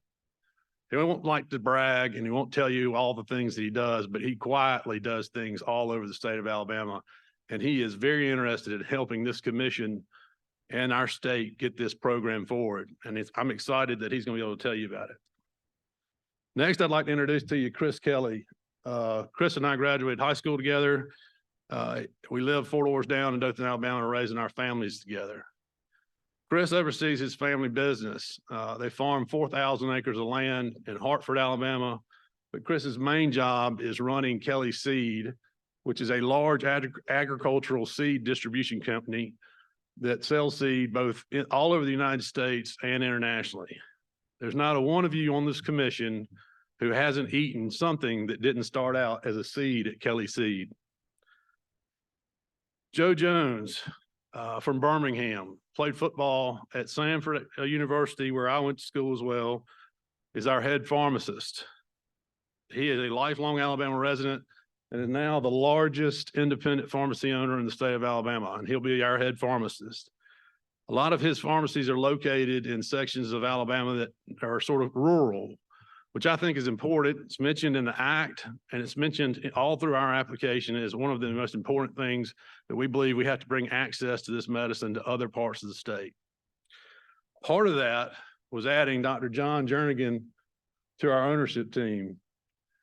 Dr. John Jernigan is one of these quiet heroes of Alabama. He's a primary care doctor here in Montgomery, Alabama, but he operates clinics throughout the Black Belt to help people who don't have access to medicine have access. We've added him to help us with that part of our business plan. You'll notice that one of our dispensaries is in Demopolis. The very reason we chose Demopolis is because it has limited access to medical care, and we think that's very important for this program. Next, we recognize we need an experienced attorney in highly regulated industry. and have Randy Dempsey as part of our ownership team. Randy has been specially appointed by every governor since Guy Hunt to run the ABC board. So when you talk about regulation in the state of Alabama, I think Randy Dempsey is at the top of the list. We also recognize that taxes and banking is a big deal for this industry. We had a friend, Jim Cunningham, who I've had a great time getting to know, who's here today, who will be our CFO. He's one of the founders of Warren Averett, one of the largest accounting firms in the Southeast, and was retired as its CEO. He helped us formulate our financial models in our application. Love to talk about our finances if y'all have any questions. Finally, and I think this commission knows, there are ethical concerns and ethical pitfalls facing this industry.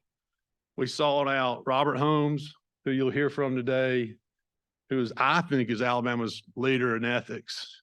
He was first African-American executive at Alabama Power and retired from there as the chief ethics officer. He'll address you today as well. I'd love for you to look at his bio. I can't repeat it because it's as long as my leg, but wonderful person to know. And we are so honored that he is a partner in our group. All of our owners are all from Alabama, and they're longtime Alabama residents, and they care about this state. Since being awarded, Sustainable hired Sterling Stoudemire, who you'll also hear about today, is our CEO. Sterling is an Alabama native and current Alabama resident. He ran a cannabis startup in Colorado from 2014 till he retired in 2021. And we are very fortunate that he has come on board with us to help us lead our business forward. He'll be speaking with you as well. I'm going to turn our presentation over to Ben Bramlett, who this commission knows well. He's been in almost every meeting since the program started. He also is an owner of Sustainable. I didn't highlight him because I felt like he'll talk and y'all know him fairly well. He'll tell you about the farm's history and more importantly about our future. Thank y'all very much.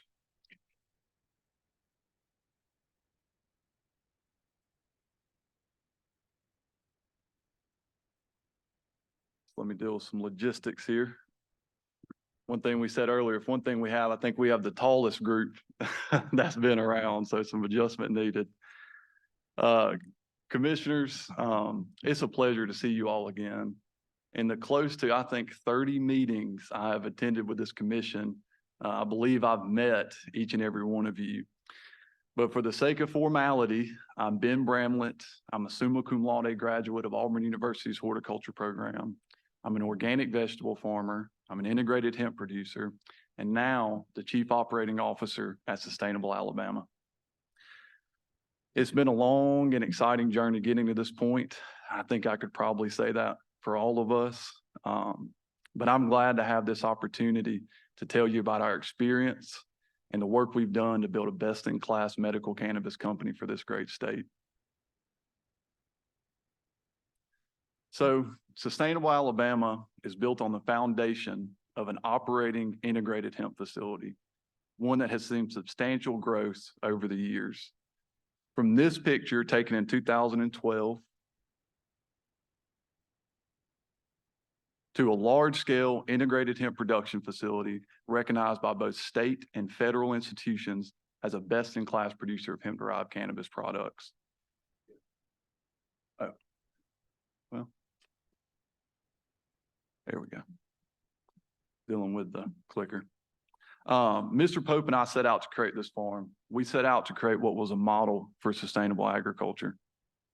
Our vision culminated with a 90-acre farm, 180,000 square foot protected culture production facility, 180 kilowatt solar array with battery backup, a 75-ton state-of-the-art geothermal HVAC system, a 6-acre irrigation reservoir, and a hemp processing facility with drying and climate-controlled storage. This facility will be the site of Sustainable Alabama's cultivation, processing, and secure transportation operation.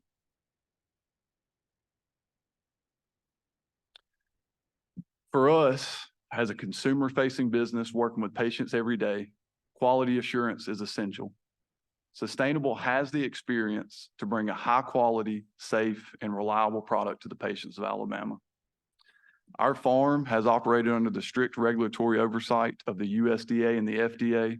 We've complied with the Food Safety Modernization Act, and we've implemented robust quality control procedures such as HACCP plans, seed-to-sale tracking systems, and protocols for mass recalls. We also carried both GAP, Good Agricultural Practice, and USDA organic certifications. We're no stranger to regulated enterprises, and we are more than prepared to meet and exceed the regulatory requirements of this program. Our farm has been inspected by state and federal agencies every year since I began managing operations in 2018. We have never been issued a citation by any of these agencies. Our products have been sold to thousands of consumers, and not once have we encountered an adverse event that would necessitate a recall. We will strive for the same track record of safety in the medical cannabis program. So how do we plan to do that? We're going to adhere to USDA and FDA standards of good agricultural, good quality, and good manufacturing practices. We'll institute a culture of compliance around these. We'll utilize an internal seed-to-sale tracking system and employ third-party testing of every product at each stage of production. Our Chief Science Officer, Carolyn Burek, and Manager of Processing and Extraction, Anshu Shrestha, have extensive experience in these quality control standards, with a cumulative 11 years operating biochemical research laboratories and 10 years designing and managing cannabis processing operations.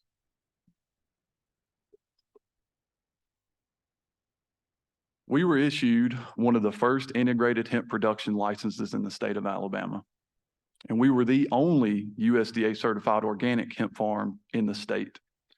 We've spent the last 5 years building the procedures and knowledge base from right here in this state that will guide our medical cannabis operation. We went above and beyond the regulatory requirements of this program to ensure the quality of our products and the safety of our patients. We've always taken this business seriously, working every day to improve our operation and be the standard for the industry. Being an integrated producer, we understood the need for traceability through the supply chain. As such, for our medical cannabis operation, we have chosen Cannabusiness ERP as our internal seed-to-sale tracking system. This internal ERP system integrates directly with Metric, and it will ensure that our products are tracked throughout the cultivation and processing supply chain, averting contamination and diversion. In hemp production, we were known for our excellence in operations. We obtained yields at 80% above the national average, at 20% below the average cost per acre. We aim to do the same for medical cannabis, increase yields and lower cost, passing these savings along to the patient. We'll use many avenues to reduce the cost burden for patients, but efficient production is where it begins. We've been processing cannabis in the form of hemp in our CO2 extraction facility since our first year of operations, and our medical cannabis operation will utilize the very same processing technology. We've processed thousands of pounds of biomass in this, sold tens of thousands of products through both our own retail channels and our white labeling program, which supplied Alabama doctors and international nutraceutical companies. We understand this process, and we understand what is required to extract medical cannabis with a high level of efficiency and safety for our staff and the patients downstream. We have always worked cooperatively with other producers to ensure product made it to the people who needed it. And we built long-standing relationships with producers which are applying to be in this very same program. Starting this process, we reached out to other applicants to build upon these past relationships and to begin new ones. So we've secured letters of intent with applicants in every license category, all of which, except the integrated, of course, because that's Monday, were awarded a license last Friday. Now, this was done in a calculated manner. We intentionally avoided MSOs with ties to recreational marijuana and other companies that did not align with our core values. We've always been a trusted partner in every industry we've operated in, and we will do the same if given the opportunity to operate in Alabama's medical cannabis program. So when we began hemp in this state, it was a new industry, not dissimilar to medical cannabis. This industry needed science-based, peer-reviewed research. We needed regulations that were stringent but not burdensome, and outreach to disseminate information to producers and consumers. We worked with state and federal agencies and institutions to fulfill these needs. We've collaborated with Alabama State University and Auburn University on multiple research initiatives. We assisted the Alabama Cooperative Extension Service and the USDA in providing outreach and education programs. And we worked with the Alabama Department of Ag and Industries to craft regulations for the advancement of this industry. We were sought out for these programs and given this responsibility because we are a trusted producer with the expertise to lead this new industry. If awarded a license, we'll do the same for this Alabama medical cannabis industry. We've already begun this process with a signed letter of commitment with Jacksonville State University to conduct research and education. We said earlier, this funding will support Dr. Lori Hensley's research in a debilitating pediatric bone cancer known as Ewing sarcoma. With a survival rate of only 30% with conventional treatments, doctors need additional therapies to combat this disease. And Dr. Hensley's research has shown promise. We are honored to support the continuation of this research, and we hope we can turn this promising research into a promise of hope for these children. If I could leave you with one thought on this whole subject, history, and what we're going to do, is that we have done this, and we have done it right here in this state, and we are ready to do it for Alabama's medical cannabis program. So now I'd like to show you the future of our operation and what we'll build from this foundation. Jason, if you can cue the video. I've got a good IT man back there taking care of us. So what you see now is the future of sustainable, a 30,000 square foot greenhouse facility purpose-built for medical cannabis production, and an 18,000 square foot head house and processing facility for all the supporting infrastructure. We've taken a phased approach to construction to the site. We're going to start with 10,000 square foot of cultivation space. We're going to grow that to 30,000 square foot by 2025. This state-of-the-art greenhouse boasts 16-foot gutter heights, a positive pressure heating and cooling system, LED lighting, automated blackout and shade curtains, pest exclusion, and rolling benches. Our irrigation system you see here contains sediment, carbon, and UV filtration, providing clean water from our 6-acre reservoir. The Anderson injection system you see will inject a precisely measured nutrient solution into that water stream. All systems within this greenhouse are completely automated and controlled by one centralized control system to provide an optimal environment for year-round cannabis production. It's also built to be highly efficient for both energy and space utilization, allowing us to produce high-quality cannabis while reducing production costs, increasing yields, and correspondingly reducing downstream costs for the patient. Our cultivation system will utilize a soilless potting media, SunGrow Metro Mix 830, and 2-gallon containers with a constant liquid feed fertigation system, photoperiod manipulation, and control of temperature and humidity for year-round production.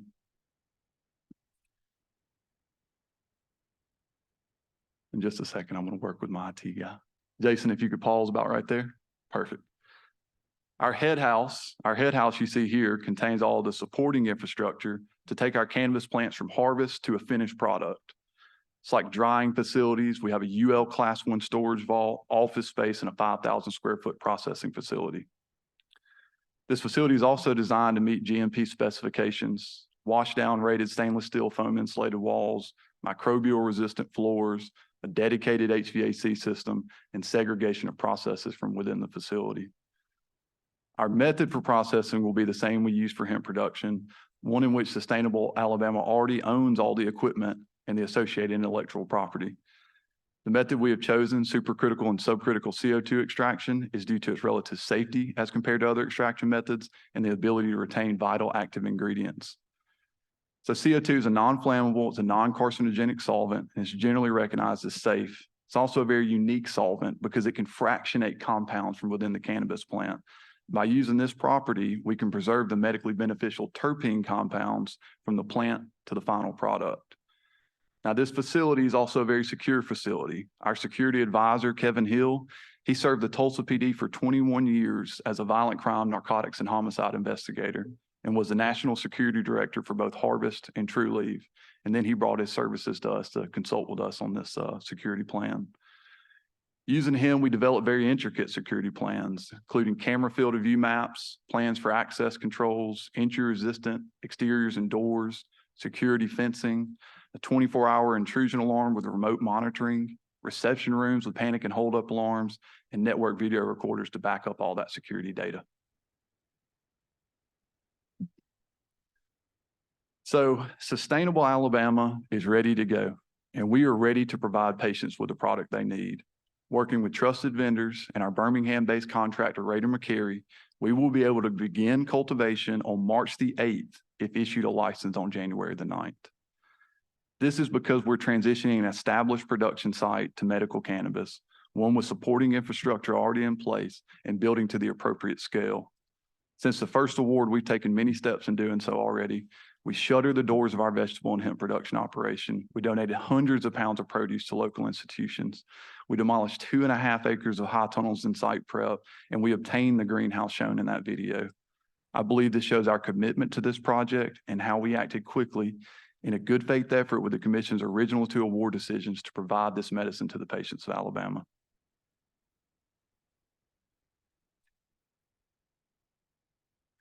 Sustainable Alabama plans to use the expertise of our ownership and management team to fully utilize our license authorization by operating robust, secure transportation and dispensing enterprise. Owners Chris Kelly and Joe Jones have extensive experience in the transportation of regulated goods.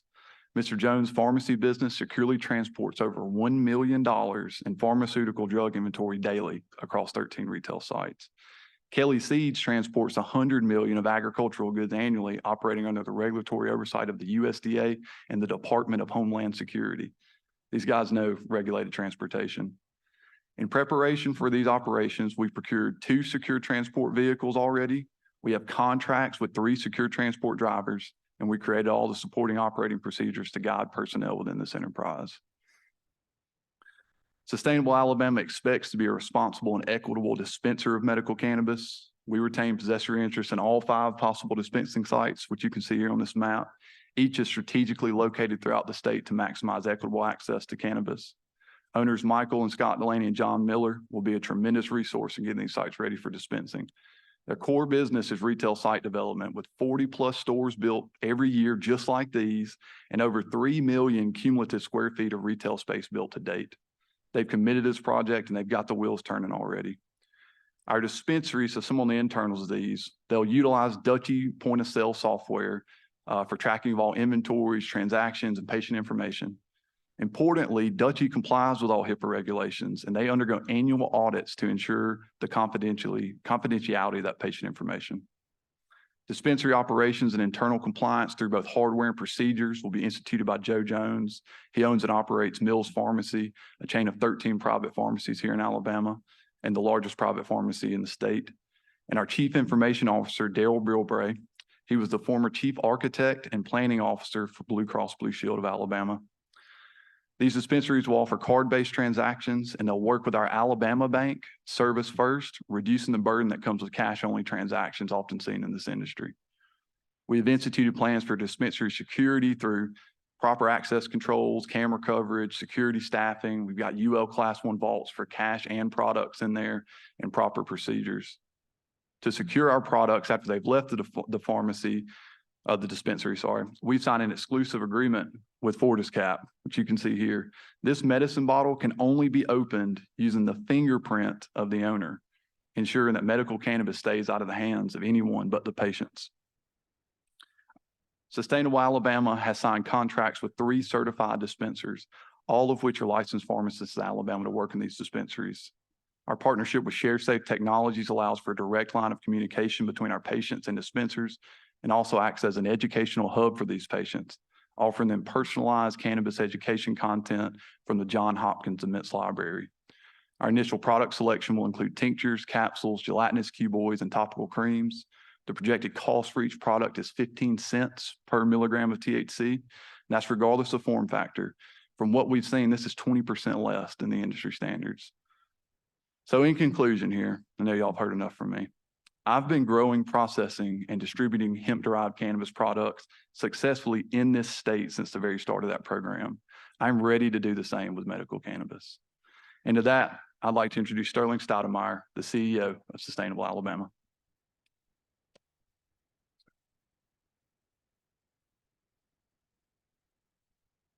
I'm the token short guy, I guess. I'd like to thank Ben for that. Ben is the heart and soul of sustainable, and his commitment and his horticultural knowledge is really amazing. It's something I wish I'd had in previous lives. I'm Sterling Stoudenmeyer. I'm originally from Union Springs, Alabama. I spent 13 years with Anderson and Accenture. Guess I should put this slide up. Doing consulting in a lot of different industries, including manufacturing, distribution, pharmaceuticals, and a bunch of others. In 2014, a family office asked me to go to Colorado and manage their investment in a vertically integrated cannabis startup. And I went out there in 2014 to do that. More on that in a minute. 7 years later, in 2021, I was able finally to come back home. I retired from a thriving business and was able to get back to Alabama and came to Fairhope, Alabama to retire. I live in Fairhope. I've continued to do some advisory work for cannabis companies in Michigan, in Missouri, and Massachusetts, as well as a little bit in Texas and Oklahoma, but mostly those. And the passage of the Hall Compassion Act is a pretty welcome development for me, certainly unexpected, that gave me an opportunity to bring that knowledge that I gained from being in this industry for 8 years at the front lines to my home state. And I'm really excited to have the opportunity to do that. What's really more exciting to me is the sincere vision, the tremendous resources, and the amazing people that Sustainable has assembled for this. I don't think I've ever seen a group of people that's quite that impressive in a startup situation. So as the CEO of Pure Greens, what began as a cultivation license with a 10,000 square foot food service distribution center, so a warehouse basically, we grew that into a whole lot more over the course of the coming 7 years. When I left, we were the largest greenhouse producer in the state of Colorado. We had about 100,000 square feet of fully automated greenhouse. We were producing about 20,000 pounds of flower a year out of there. We were operating 7 dispensaries. We had dozens of product lines and hundreds of SKUs. We're distributing 6 brands to more than 150 dispensaries around the state, and we did all that with our own in-house secure transport fleet. During my time as the CEO of Pure Greens, we had 0 compliance violations. We also had 0 product recalls, 0 security losses, and 0 diversionary losses, something we were incredibly proud of. One of the things we did there early on was to develop the platform, the software platform we would need to actually be able to scale this business, and we were very much pioneers in this. We helped develop a proprietary ERP system that's known as Cannabis ERP, working with a systems integrator on an existing ERP platform. And that industry solution is very specific to the industry, is now in use at more than 60 cannabis countries around the world, including, I think, 6 or so of the MSOs that are using it. Something we're very proud of. Now, we're going to use that same software here, that same system, and it's very comprehensive, does everything. So seamless integration with Metric for all the seed to sale trackability, lot traceability, which allows for full lot, any kind of recall. It was originally a system designed, Sage X3 was, for food service companies and nutraceutical companies. Recall management, and of course, the usual suspects, financials, manufacturing, distribution, and inventory management, which is, if you've ever audited anybody in the cannabis industry, inventory is the #1 concern. I was ultimately involved in every detail of designing and building that facility and scaling the enterprise. And on an annualized basis, we were harvesting 125,000 plants a year, producing, as I said before, about 20,000 pounds a year of flower. We did CO2, ethanol, and butane extraction. So we kind of rounded that corner and did them all. And we processed more than 400 kilos of concentrates, per year. Proud of my experience in Colorado, but I'm really eager to have the opportunity to take that and bring it here with the commitment of this team.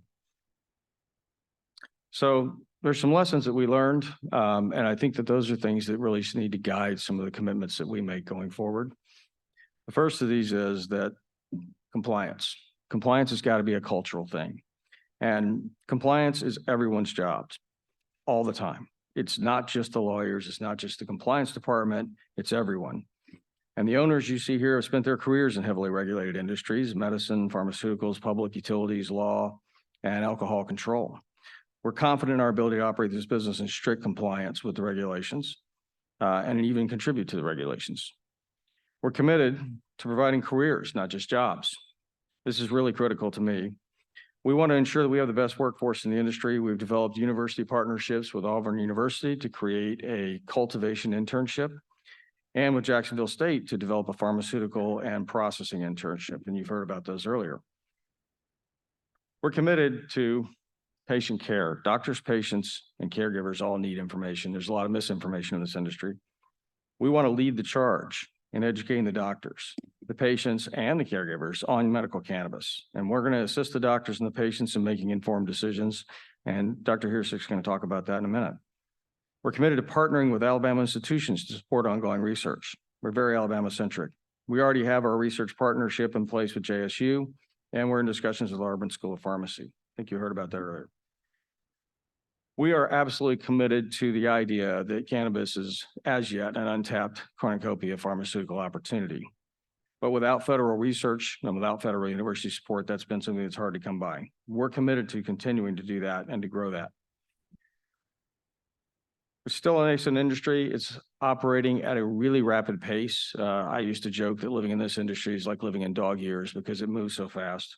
Cultivation's kind of growing up and it's starting to gravitate towards more traditional horticulture techniques. The same with some of the processing, manufacturing, and especially like labeling things. So there are a number of things that are getting better, but there's still a lot of things that we need to improve in the industry. And we're going to continue to see that growth. Our goal is to create cutting edge pharmaceutical technologies that allow greater precision, that allow safety and scalability. And I truly believe Sustainable is best positioned to do that with the vast array of talent in the ownership group. Finally, we're committed to transparency, and something I've learned as a CEO is that you report to everyone. As a CEO, I'm accountable to the regulators to ensure compliance, cooperation, and continuous improvement, to our patients to consistently deliver high-quality medicine at a fair price, to our owners to execute the strategy and be faithful to it, to our community to improve the communities we operate in, whether that's as a production facility or as a dispensary, and our employees to provide fair compensation, benefits, and a career path. You've already heard from our COO, Brent Bramlett. I'd like to spot a couple of people here on our management team. The first is our Director of Security. This is Larry Girardi. Larry's an addition to our team subsequent to the application. I asked Larry to join us today. I noticed he went over there and sat against the wall, so he's strategically positioned without his back to the door. That's a very Larry-like thing to do. Larry has worked in law enforcement, corrections, and security for more than 25 years. With the state of Florida, he was a member of the Drug Interdiction and Canine Team. He was a maximum security transport specialist, Florida Law Enforcement Officer of the Year, and he was a winner of the award of a Correctional Officer of the Year for bravery and heroism in the line of duty. And I can vouch for the fact that Larry's a very brave guy. In the licensed cannabis industry in Colorado, for us, Larry provided all of our on-site security 24/7 for 7 facilities, including our 26-acre production campus, monitoring more than 250 cameras. He also did all of our secure transport operations, so everything related to metric, manifest tracking, transactional, secure transport of product and cash, logistics, fleet management, fleet maintenance, SOP developments and implementation, and he even did some secure transport for financial institutions that we did business with. Larry's excited to be with us in Alabama, and he's already moved his family to Lee County. And I am proud to say that during Larry's tenure, we had no security issues. We had no compliance violations. We had no security losses. I would trust my life to Larry. Next person I'd like to talk about, and Ben mentioned earlier, is Anshu Shretha. And I still can't ever say her name correctly. Drives me crazy. But our processing facility is going to use CO2 extraction. We're going to utilize advanced techniques in not just extraction, but also distillation, packaging, and labeling. I don't think most people who haven't been in this industry have an appreciation for just how complicated labeling is in this industry, but it is a very, very difficult thing, requires a lot of precision. Anshu is going to be our processing and manufacturing manager. She has pretty good chops relative to the people I've seen in the industry. She is head and shoulders ahead of most of them. BS in microbiology, a master's in plant science. She's worked as a research scientist at Auburn University, and she's been in the cannabis industry for the last 3 years. She was with Sustainable CBD. She's still been in the cannabis industry since that time, and she's going to come back and rejoin us. We're excited to have her with us. In closing, I want to talk about the fact that, having lived this at the point of the spear, when I got there, I knew nothing about cannabis. I was not, still am not a cannabis user. And so for me, it was quite the learning curve. It's a complicated industry. It requires really substantial responsibility for all kinds of things in a regulatory standpoint. And that's why it's got to be part of the culture in every employee every day. But it also requires a lot of capital, requires a lot of expertise, and an unwavering commitment to the long game, because it is a long game. I've done this before, as you've seen here. I'm eager to do it again. I'm really excited that we would have the opportunity to do it in my home state. So I'd like to introduce you now to one of our owners, Dr. Marnix Heersink. He's going to talk to you some more about values and commitment. And please welcome Dr. Heersink.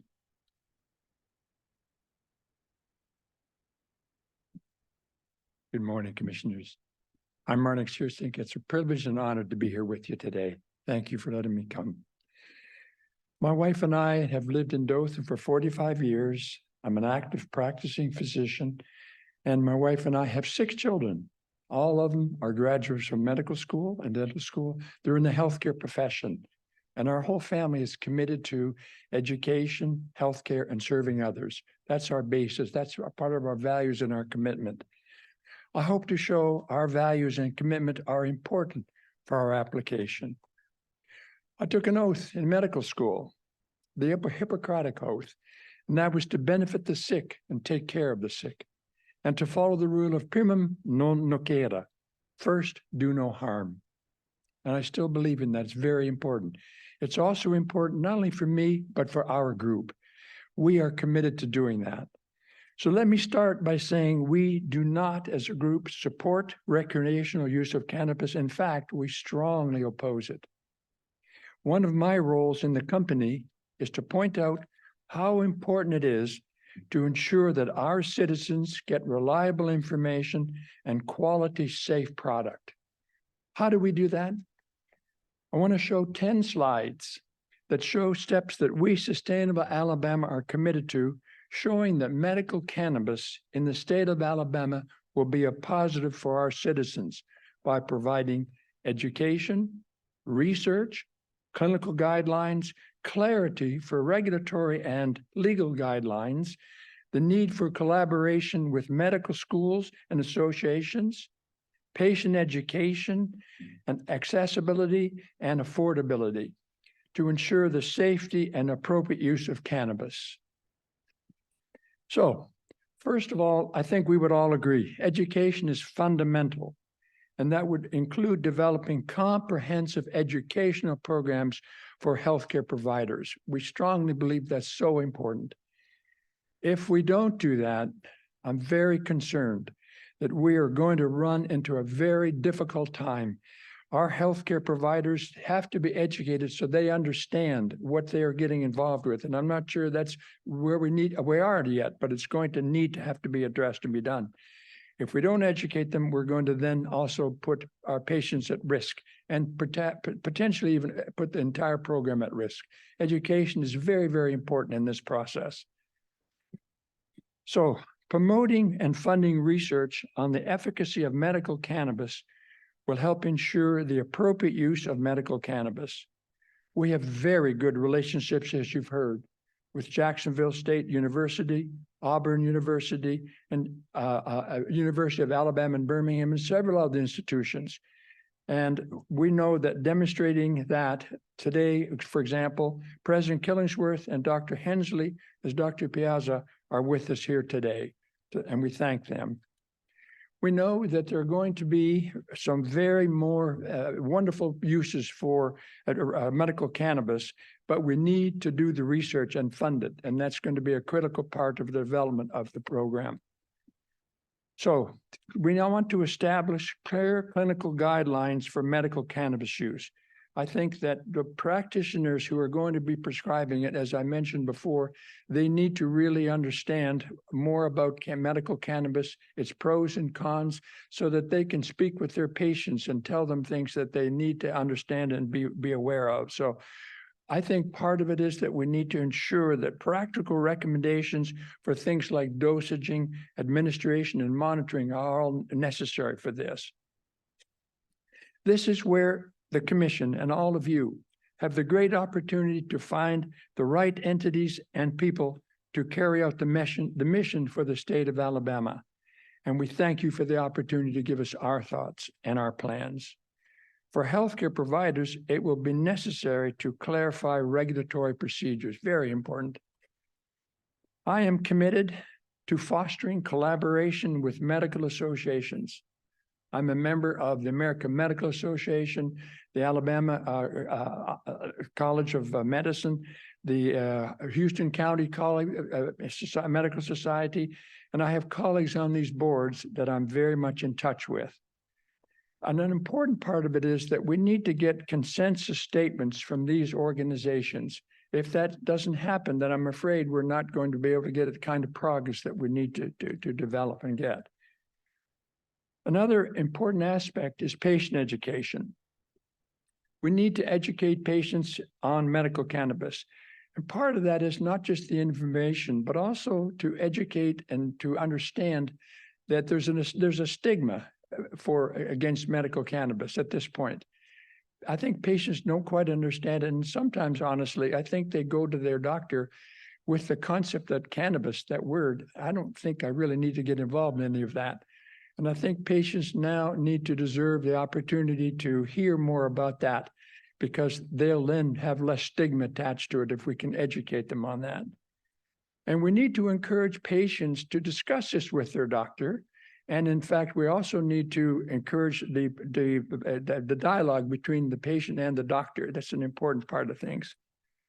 So peer-to-peer sharing, which is another aspect I wanted to address, is we already know, and I'm involved in a lot of peer-to-peer discussions, we already know that it's a very difficult and a steep hill to climb.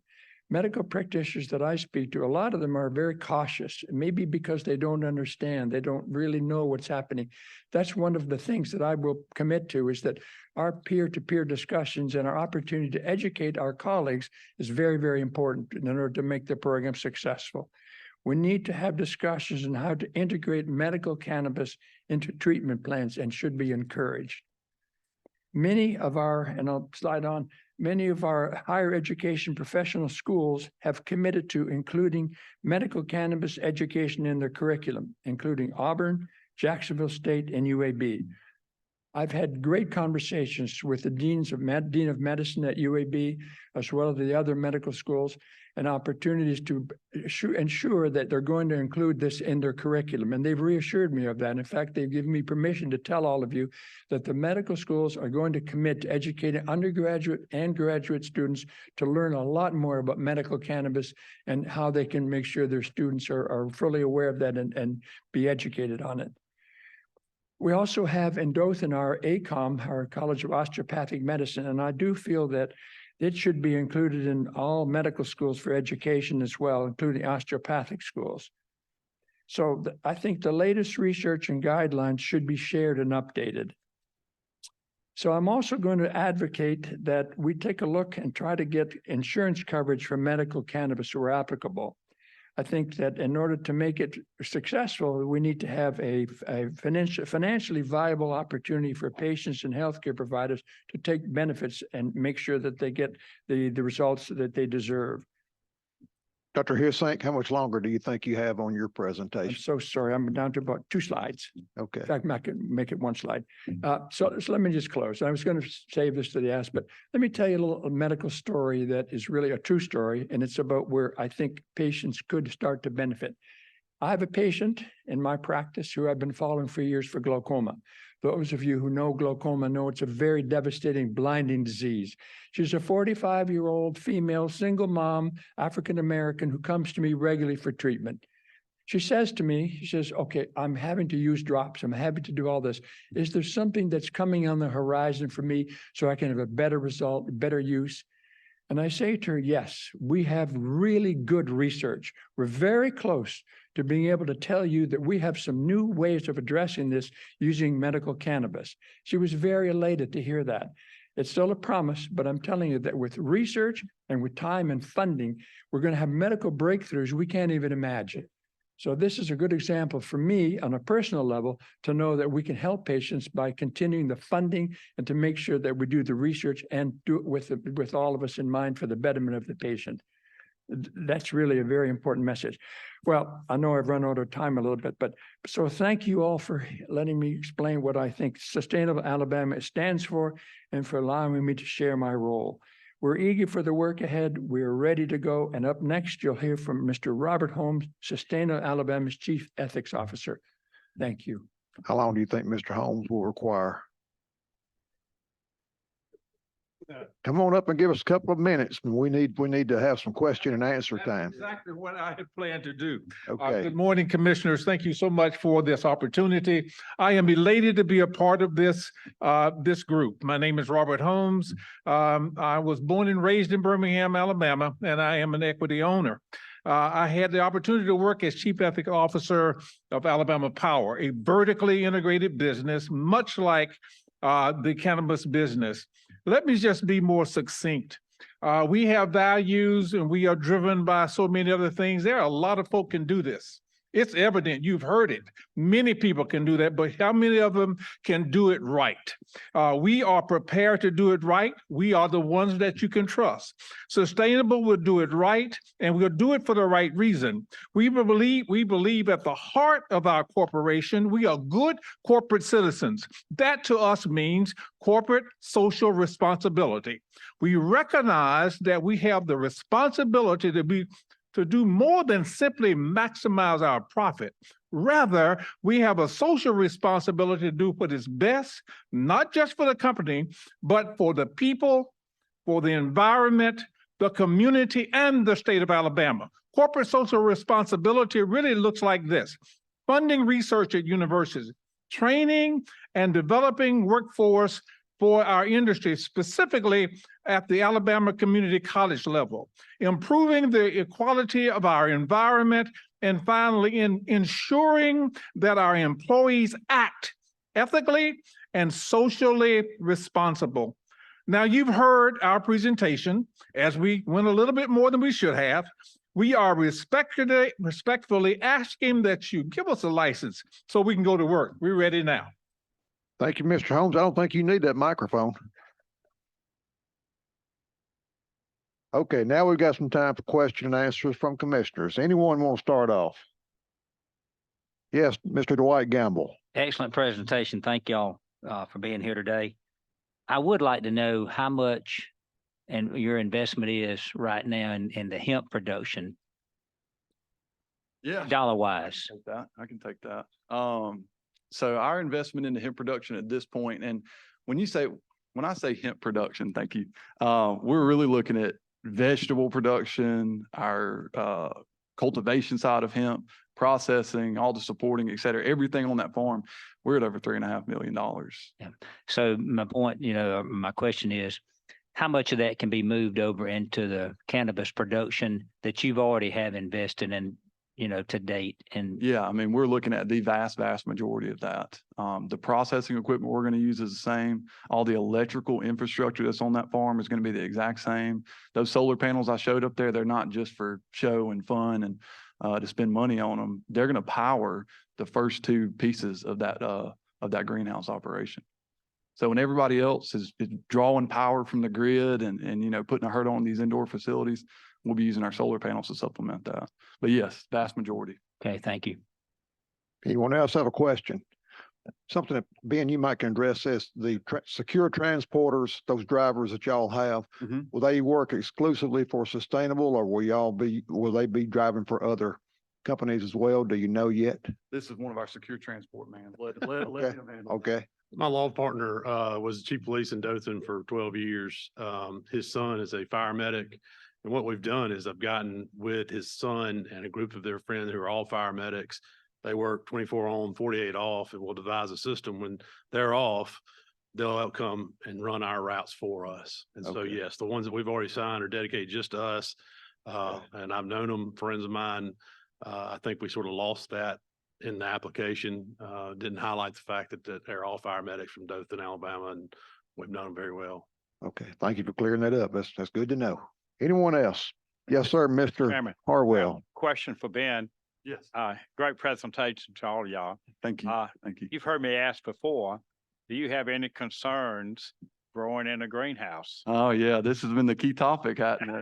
No, It's a sir. concern of mine. No, and I understand. I'm glad you asked the question. I think I wanted the opportunity to clarify this because I've been here, I've watched these, I've seen it. No, we do not have any concern. I've heard some of the comments that were made that it's impossible. You got to grow in this indoor structure.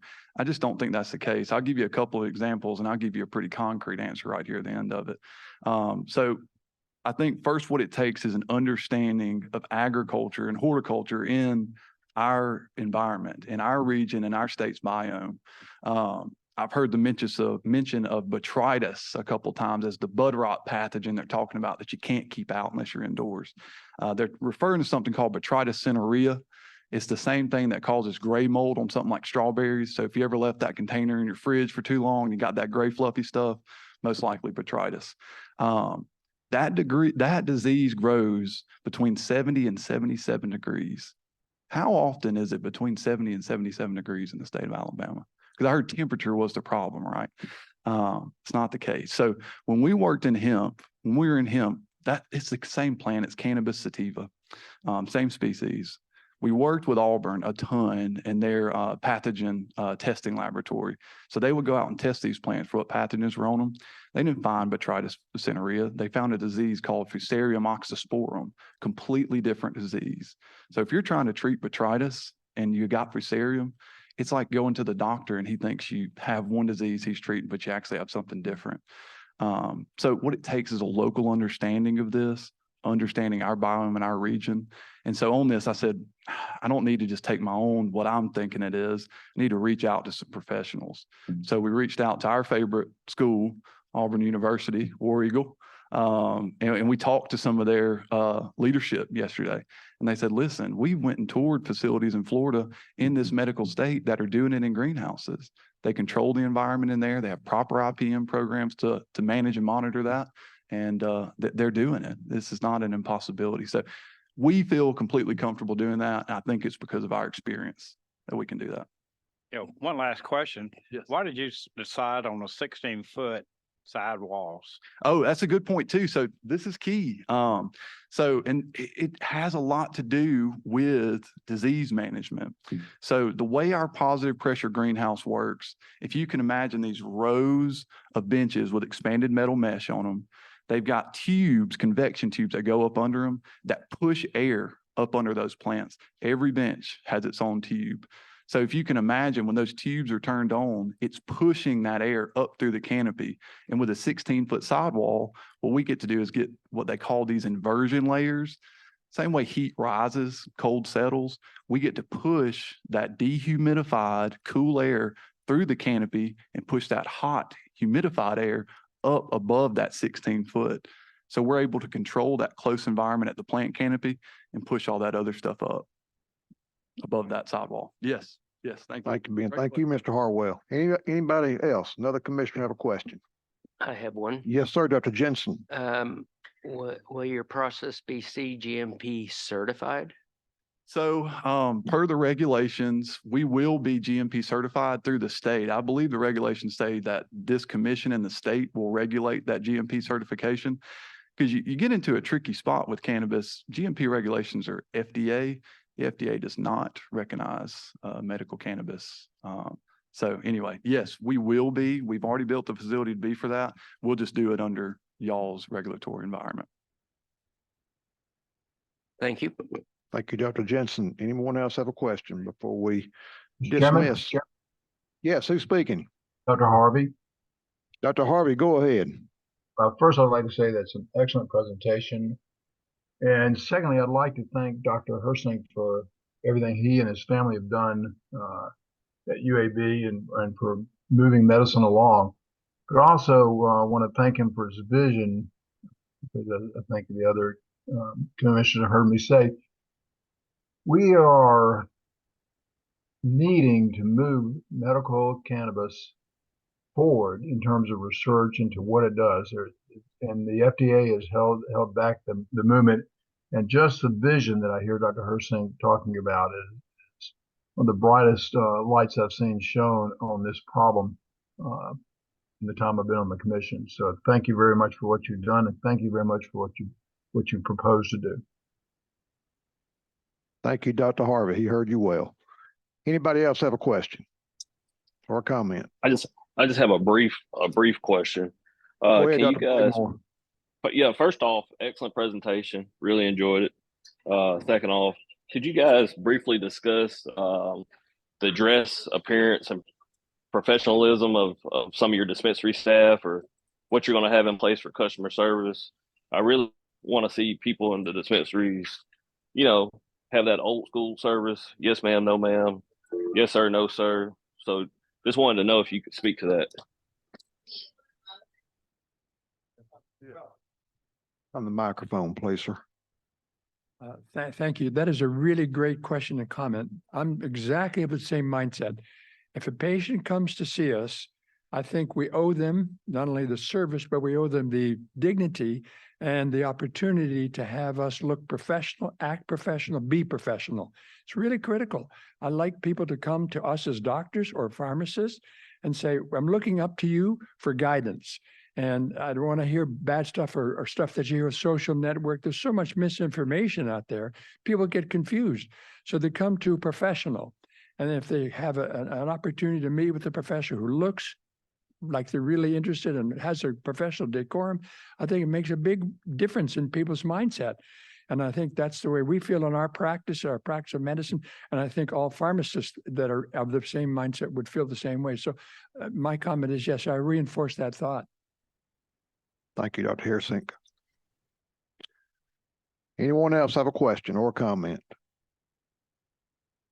We'd like to thank all the folks with Sustainable Alabama and Mr. Holmes. I'm glad we had time to squeeze you in there. Thank y'all. Thank you for your presentation, and we'll make ready for RX Connection to go next. So thank all of you for joining us today.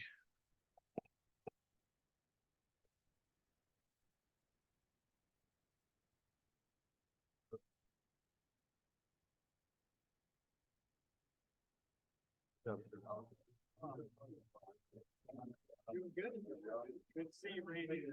You're good. If it works, it does work. I forgot which phone I'm going to get.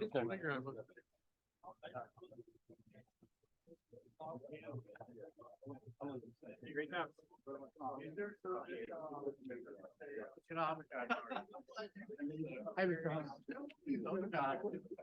Joey at Wagon Trail. He is an individual I admire immensely. He is one of the applicants. Thank you. Oh, he is. Hey guys, Mike. Good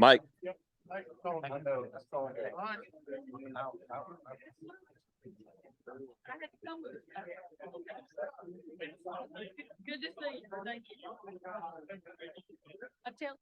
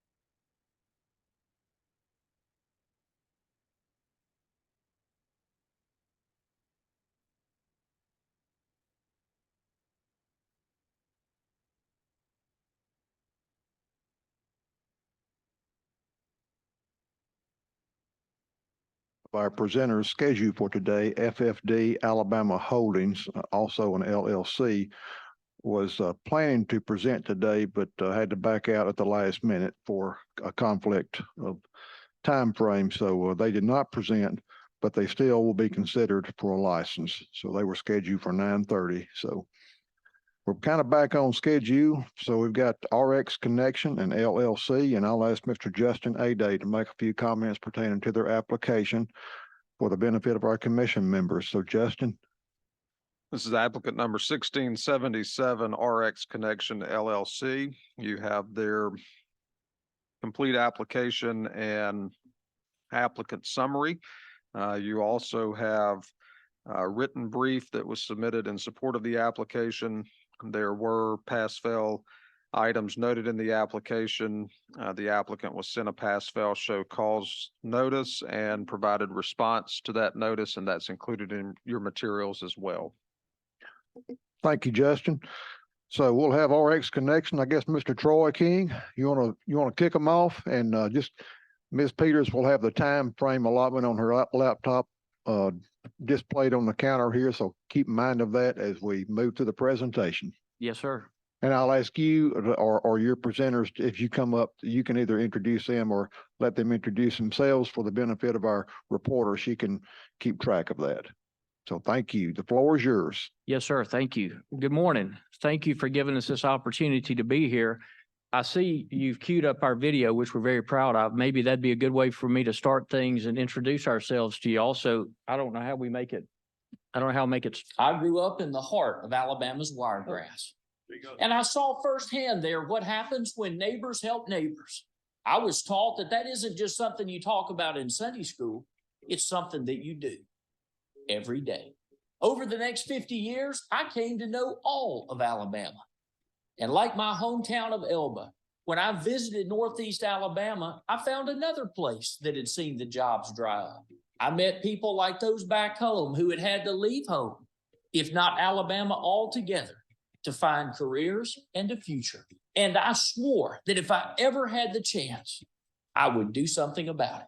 Maybe that's why, unlike others, RX Connection didn't put its roots down in the big cities where there are already plenty of jobs. But we went to a place where we could administer a prescription, not just for those who take our medicine, but for those who will take our jobs. I've been proud to be involved with RX Connection, a company made up of people just like those I grew up with, mamas and daddies, brothers and sisters. Alabama values run through our veins. And one of those values is that it's a sin to have the ability to help others and to refuse to do so. RX Connection was born from that need to help. Our company is committed to the task of making medicine that can provide life-changing pain relief without the terrible side effects of the scourge of opioids. Standing behind our application is a generations-old Alabama family farmer who has tilled the dirt, grown the crops, and raised the cows just a stone's throw from where I grew up. We're scientists, engineers, and state-of-the-art technology. Given the chance, we'll show the rest of Alabama what it looks like when neighbors truly help neighbors. As we bring 150 high-paying jobs, millions of dollars of economic impact, and immeasurable improvements to the quality of life of thousands of Alabamians. We will harness the expertise of specialists who have an unrivaled commitment to Alabama and this mission. RX Connection, the prescription for what ails Alabama. My goodness, that's a persuasive guy if I ever heard one. Thank y'all again for allowing us to be here. Let me introduce the folks I've got with me, and then I want to provide a little bit of context, and then I'm going to let them come and speak to you as well. I have Andy Sumblin is referenced in the video. He's a longtime farmer from down in Southeast Alabama, farms corn, peanuts, cows. Next to him is Brad Presnell, who's been a friend of mine for a long, long time. He's worked with elected officials and grassroots efforts across not just Alabama, but across the country for the last 30 years and has been a community liaison for us. And then Brady Cobb, who is here, is with High End Holdings, who is our experienced partner who has a lot of experience in a regulated market like Florida. And we feel very, very fortunate that we have somebody like him here. we have responded to the pass fail already in writing, but I want to say something about it publicly because I think it's that important to me that our name be clear. There was a pass fail that was entered regarding whether one of the members of our ownership team was a convicted felon. And I want to say to you that we do not have a member of our ownership team who is a convicted felon. We have not ever had anyone in our ownership team who is a convicted felon, and we will not ever have that. We did have a small minority owner who pled guilty to a felony. When we submitted our application, he had not pled guilty. We attempted to update our application and the portal was closed. He resigned prior to pleading guilty and we stripped him of any ownership interest that he had in the company. We then asked the commission for a variance, which we thought would be the correct way to correct the record so that it would be in front of you that he was no longer even a 2.5% owner, and to alert you of that change having been made. When we got the variance, though, even though in other states a variance would be the proper vehicle to go in and change an application, a variance in Alabama is really a request for an exception or an exemption. That was not what we attempted to do. We do not want to be treated differently. We did not want to not comply with the law. We wanted you to be aware that we had complied with the law. So we did not complete a variance, but we have tried multiple times to ensure that the commission is aware that every step we could legally and possibly take was taken to maintain that to ensure that the ownership of RX Connection was never tainted in any way. And it's important to me that you hear it directly from me, not just from a piece of paper or something that I signed. It's that important to us. We don't want to barely skate past the law. We want to scrupulously exceed whatever qualifications and requirements the law puts in place. Now, on to the reason that we're here. I debated for a long time. I've been watching your hearings online, and I debated for a long time about what might be the best thing I could do after watching some of what's gone on here. And I thought maybe I should just bring a fairy tale that would be as fanciful as some of the things that I've heard people say since they came to talk to y'all. Many of the people who have stood here have said things to you that are demonstrably and clearly a fairy tale. They're just false. They're not true. When people tell you, so I brought a book called No Way. When they come and they tell you they have $500 or $700 million of idle capital that's just sitting in a bank waiting to be deployed, I can tell you, no way. There's no way that is a correct statement, that's a true statement. When they tell you that they're dedicated to medicinal grow only, no way. I can tell you that people who have stood in front of you not only are not committed to medicinal grow only, some of them, as recently as October, made a $500,000 contribution to the state of Florida to expand into recreational use in Florida, which capped off an over $40 million investment that they have made in trying to expand the accessibility and the use of cannabis in the state of Florida. People come before you and they say they have the most qualified teams and they're the most qualified people committed to Alabama. No way. I hate to say it, but that's just not true. There are people who have been in other states where they have pulled out because finances got tough. That left regulators who believed them on the hook. That left patients who were depending on them without relief. And that left communities where they made promises left behind with nothing to show for it. Now, if they'll pull out of states like Colorado because times got tough, what do you think they'll do in Alabama? We're here with deep Alabama roots and we're not going anywhere. So while it seems to me maybe enough people have come here and spun tales and wasted your time, I've come here with our team today to tell you the truth about who we are, the truth about how we got here, the truth about what we're going to do. Now, I have to confess, I used to have a chair on that side of the desk, and I wouldn't trade places with you for anything because you have a very short amount of time within which you've got to sort through a lot of information.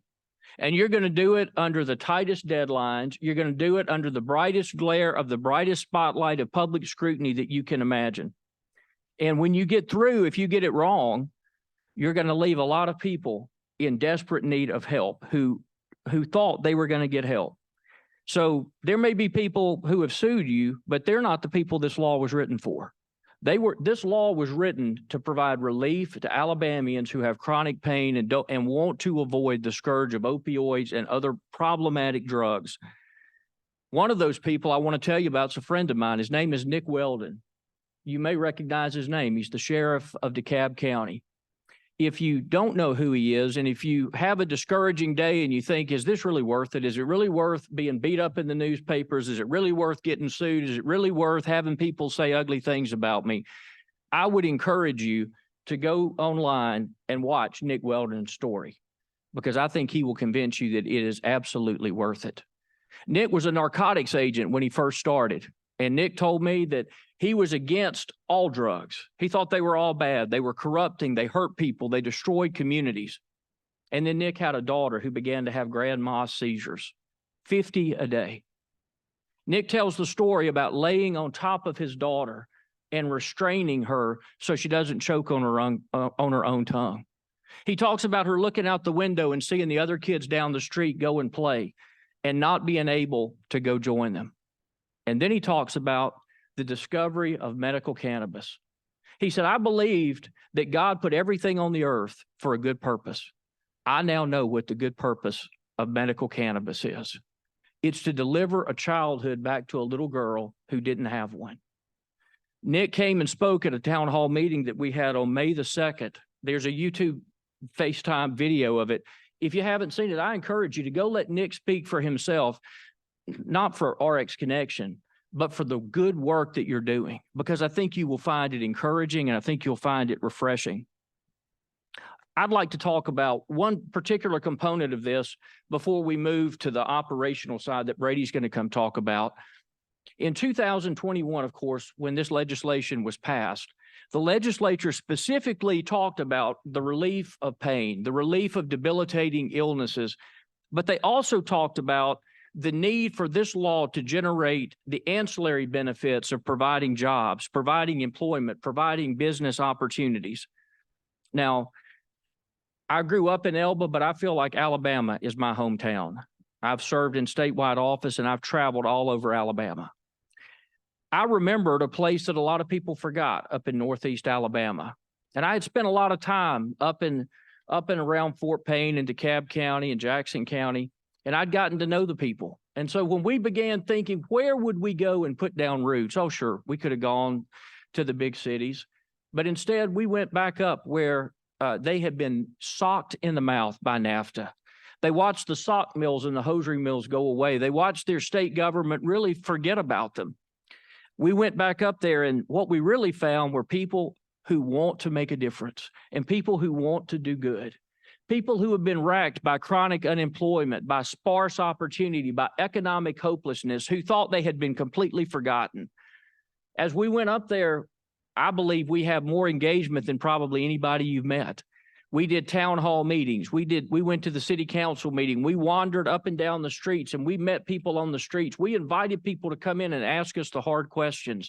And at the end of the day, we left Henniger, we left Fort Payne, we left Northeast Alabama, not as a stranger, but we left feeling like we were neighbors. They told us about what NAFTA did to their community. They told us how hard it was to see people not get up and go across town for a job, but go across state lines. We sat and watched people in the morning as they left not just Fort Payne or Northeast Alabama, but Alabama to go find jobs. We listened to people talk about how hard it was to see their kids have to leave Alabama to find opportunities and an ability to have a future. All of those meetings, all of those conversations ultimately resulted in a unanimous invitation from the Henniger City Council for RX Connection to put down its roots there, to come and let them help not just provide medicine for what ails sick Alabamians, but to provide help for what ails sick Northeast Alabama, a lack of jobs and opportunity. We've committed to them. In fact, we committed to them as recently as Monday. I don't know if there's a way I can submit something to you. I referenced it in the brief, but I have the unanimous recommitment resolution passed by the town of Henniger. Is there a way can I just hand this to y'all?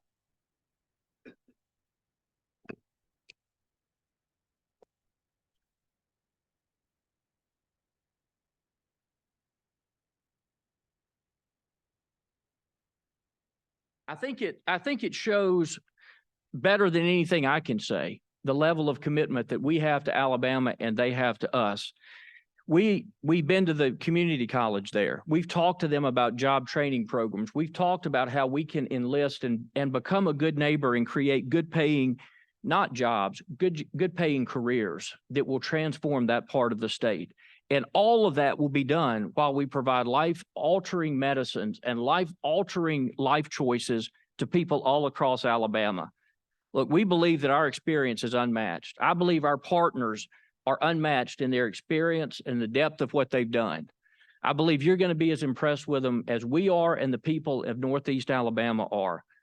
We have enough confidence that we haven't thought we have to sue anybody over what kind of drink you drink or whatever decisions you've made. We have had the trust in the and confidence in the process throughout, and we're here today. We believe processes work. We believe processes are important.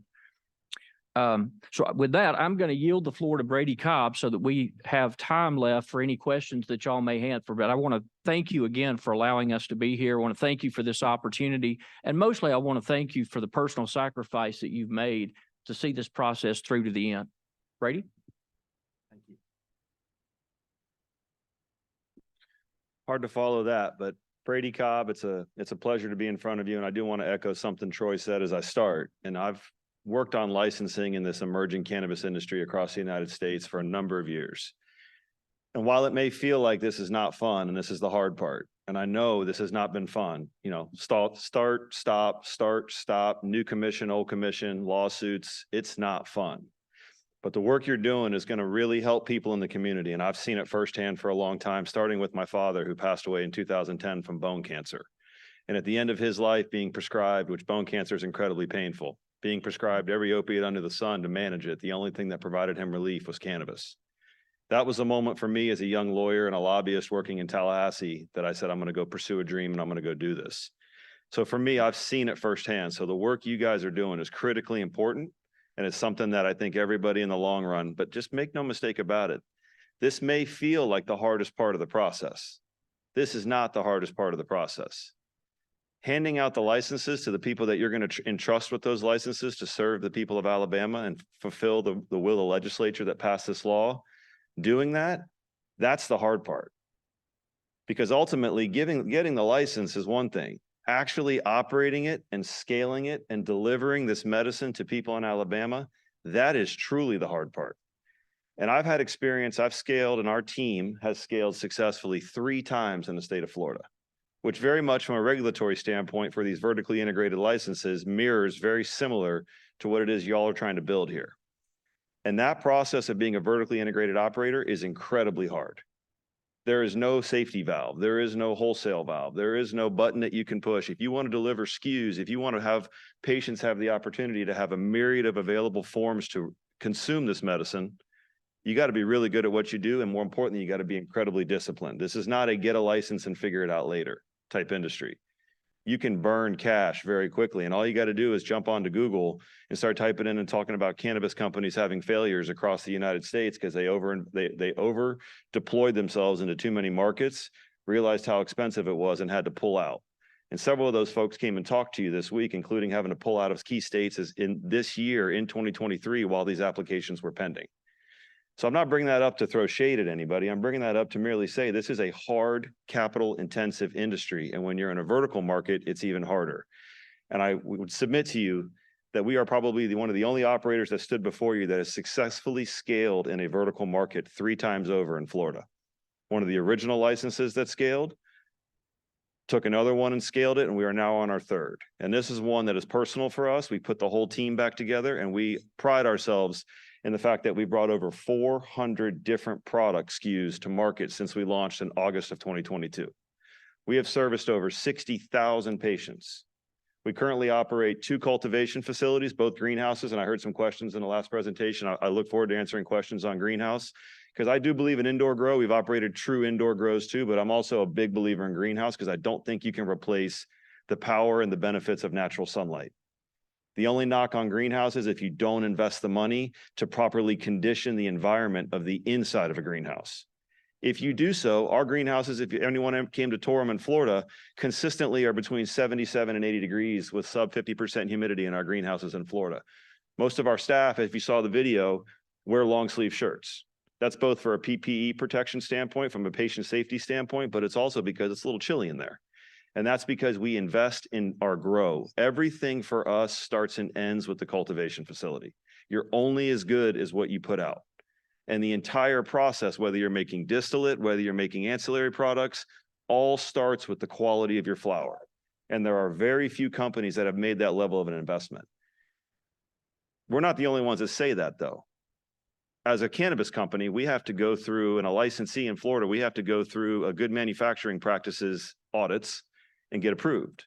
We took it one step further and didn't just do the bare minimum under Florida law. We invited the Michigan State University, which has the first program for a CSQ GMP audit, higher standard, invited them down to audit our facilities, and we passed on the first try with over a 99% ratio just this year. So our team, while we like to, we're in the cannabis industry, we treat ourselves because we are providing medicine to patients who are being prescribed that medicine by doctors. Yes, there's always going to be legacy cannabis culture, and yes, there's always going to be legacy cannabis products. But at the end of the day, when we are in a medical market, you have to act as if you're in a medical market, and you have to deliver product to patients that they can count on, that is consistent, that has a similar dosing every time. And in your case, in the state of Alabama, where flower is not going to be allowed to be consumed, which, by the way, was exactly how Florida was from 2017 to 2019, you have to be very good at making those ancillary products. But more importantly, medical patients, different patients have different delivery methods that are going to work for them. Some may be a tincture or a nectar, which we were one of the first to develop in Florida. Some may be a solventless edible that packs a bigger punch for someone with pain. We were the first to put solventless edibles on the market in Florida. And I'm not saying way back in time, the market started in Florida in 2017. We were the first to put solventless edibles on the market in 2022. We just did it as soon as we launched our business. We were also the first to introduce a 2-to-1 ratioed CBN sleep edible in the state of Florida. Not True Leaf, not Cure Leaf, not Verano, us. And I'm very proud of the team, because one of the things I've done as a CEO is I recognize as a CEO, you're never going to be the smartest person in the room, and you don't want to be the smartest person in the room as a leader. You want to create an environment where you empower the people around you to work really hard, to be innovative, and to be specialists in their own lane. And that's what we've done. And as a result of that, we've led the state in innovation. Some might ask, why are we not outside of Florida? Let me be real clear. This is our first foray out of Florida. As the rest of the industry went and chased multiple states across the country and trying to get as big as they could, as quick as they could, to get the highest valuation, to drive the highest stock price, we focused on one state. And that's kind of a core principle for me, to go deep, not wide. If I'm going to go into a market and I'm going to partner with a community, because that's exactly what we're doing, we're partnering with communities, you need to go deep, not wide. More importantly, I need to respect where Alabama wants to be met on cannabis. I need to meet the people in Alabama in their communities where they want to be met on cannabis. There is no one size fits all for cannabis. For me and for our team, it's about partnering with someone like Troy and partnering with our partners in Henniger and figuring out exactly how we can help enhance the state of Alabama and be respectful of Alabama's community and Alabama's morals and how they want to be met on cannabis. And that's what we've done in Florida. Each community is different. How we meet consumers in Miami is different than how we meet consumers in Pensacola. How we address and work with consumers and outreach in Pensacola is different than how we meet with folks in Jacksonville. You have to have a tailored approach on how to enter each market. And if you're trying to do that across 15 states, 10 states, 8 states, that gets to be real hard. That's why we've chosen to be deep, not wide. And this would be the second market for us, and we'd be incredibly excited to be able to partner with you. I also want to talk a little bit about a regulatory partnership. This is a new market. It's a nascent market. I mean, yeah, it's 6, 7, 8 years old, but in the grand scheme of things, compared to other markets, we are in the first inning of the baseball game. And a strong partnership between licensees and regulators is critical. And I have always enjoyed and welcomed that strong regulatory partnership. When Florida, we had a director, actually, I think was here speaking today, Chris Ferguson, who's now works with Verano. When he was the director of OMU in Florida, we actually invited him down to our cultivation facility to come tour and train new employees that he had hired. As a joke, I didn't tell our grow team that day that 43 state agents were going to show up for a tour. So when the 43 state agents pulled onto the property, there was a few mild heart attacks. and I got a good laugh out of them. But at the end of the day, they used our facility to train their employees and we welcomed it. Some of my peers thought we were crazy. I said, I want this partnership because nobody's perfect. I don't care what regulated industry you're in, financial services, retirement, home health care, any type of healthcare, securities, there's always going to be problems. No one's perfect. We are not perfect. But if you have that strong regulator partnership from day one and you're working to create literally in real time regulations to how to deal with a nascent market that's growing, it's a much better thing than kind of getting in a silo. And for anybody to stand before you and kind of what Troy talked about in the beginning and tell you that they've never had a regulatory infraction, just call the Office of Medical Marijuana Use in Florida and ask that question as you make your deliberations. I think you're going to find the answer to that. If anybody that said they never had an infraction might have hit their head on the way in here and forgotten a few things, because it doesn't exist. This is a new market, but if you have a partnership with regulators and you have the opportunity to say, hey, okay, maybe this wasn't right. What if we think about a new way to do this or a new regulation? That to me is incredibly important. Again, you're tasked with an incredibly hard job, and I think you have to make your ruling by Tuesday.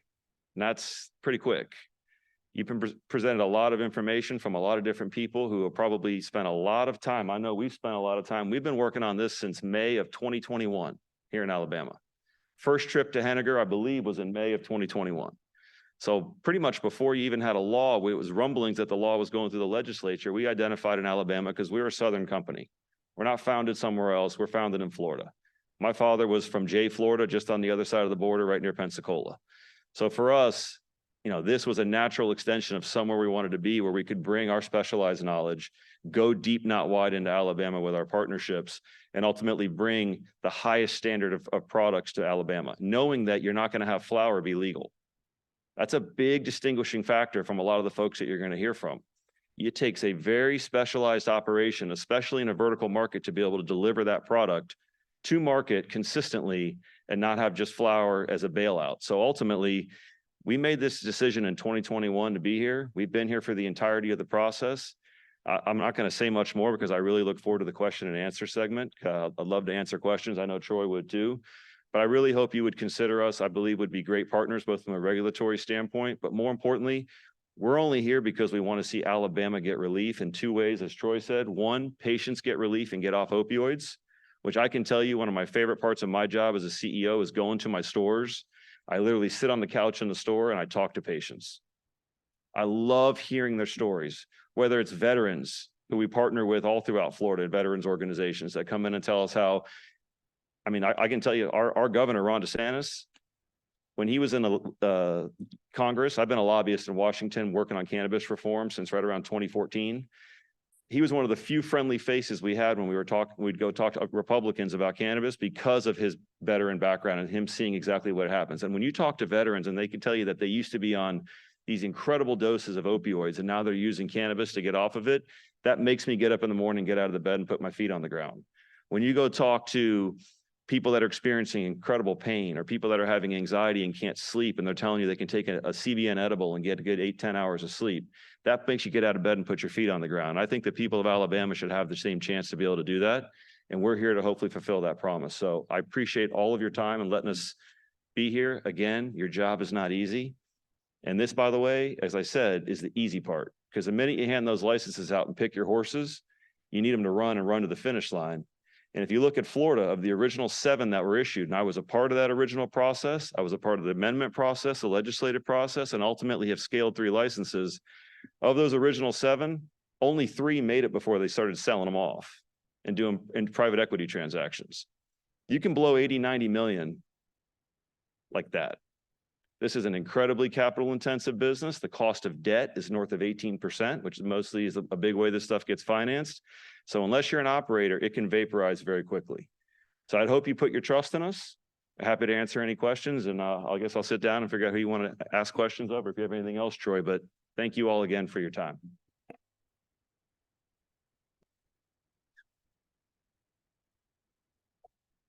Anyone else want to address the commission?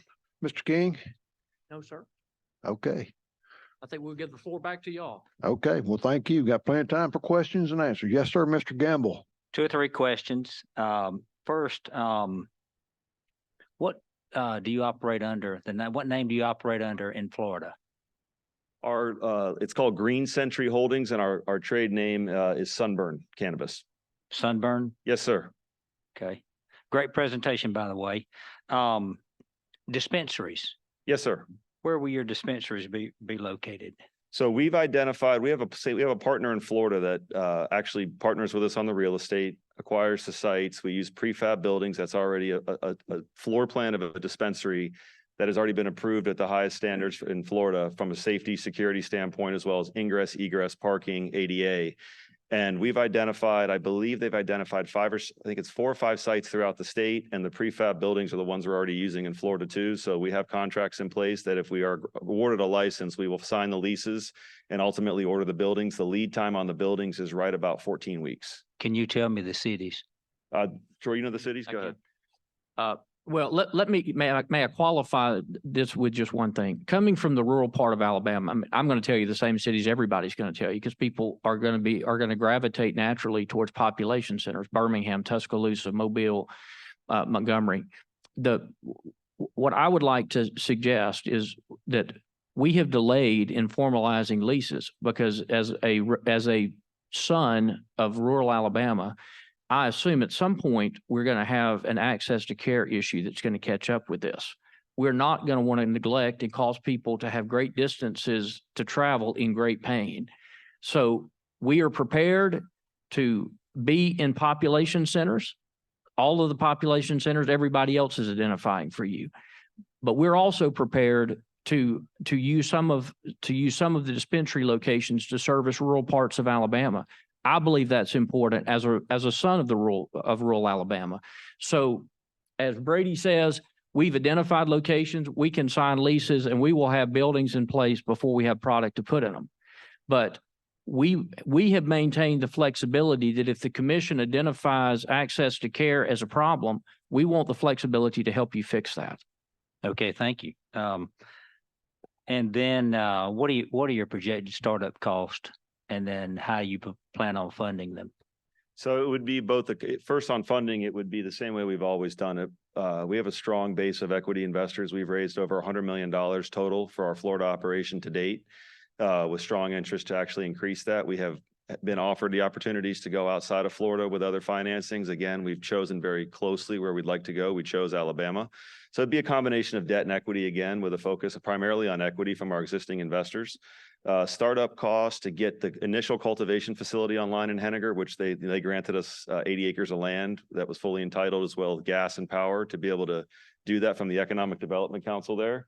So we have land already, the land's already done. They've already granted that to us. Troy, I believe it was part of our application. I think it's going to be somewhere, it's right around $355 a square foot to build the facility. We would lay the pad for the initial part of a much bigger facility. So we lay the infrastructure down one time, put the overall building on top of it, usually generally a metal building, metal corrugated building with insulation. You double insulate it, basically a building in the building. And then we can turn bays on, cultivation bays and processing bays on an as needed basis once we see how the market grows. To me, as Florida grew, that was the safest way and most efficient way to scale from a capital standpoint.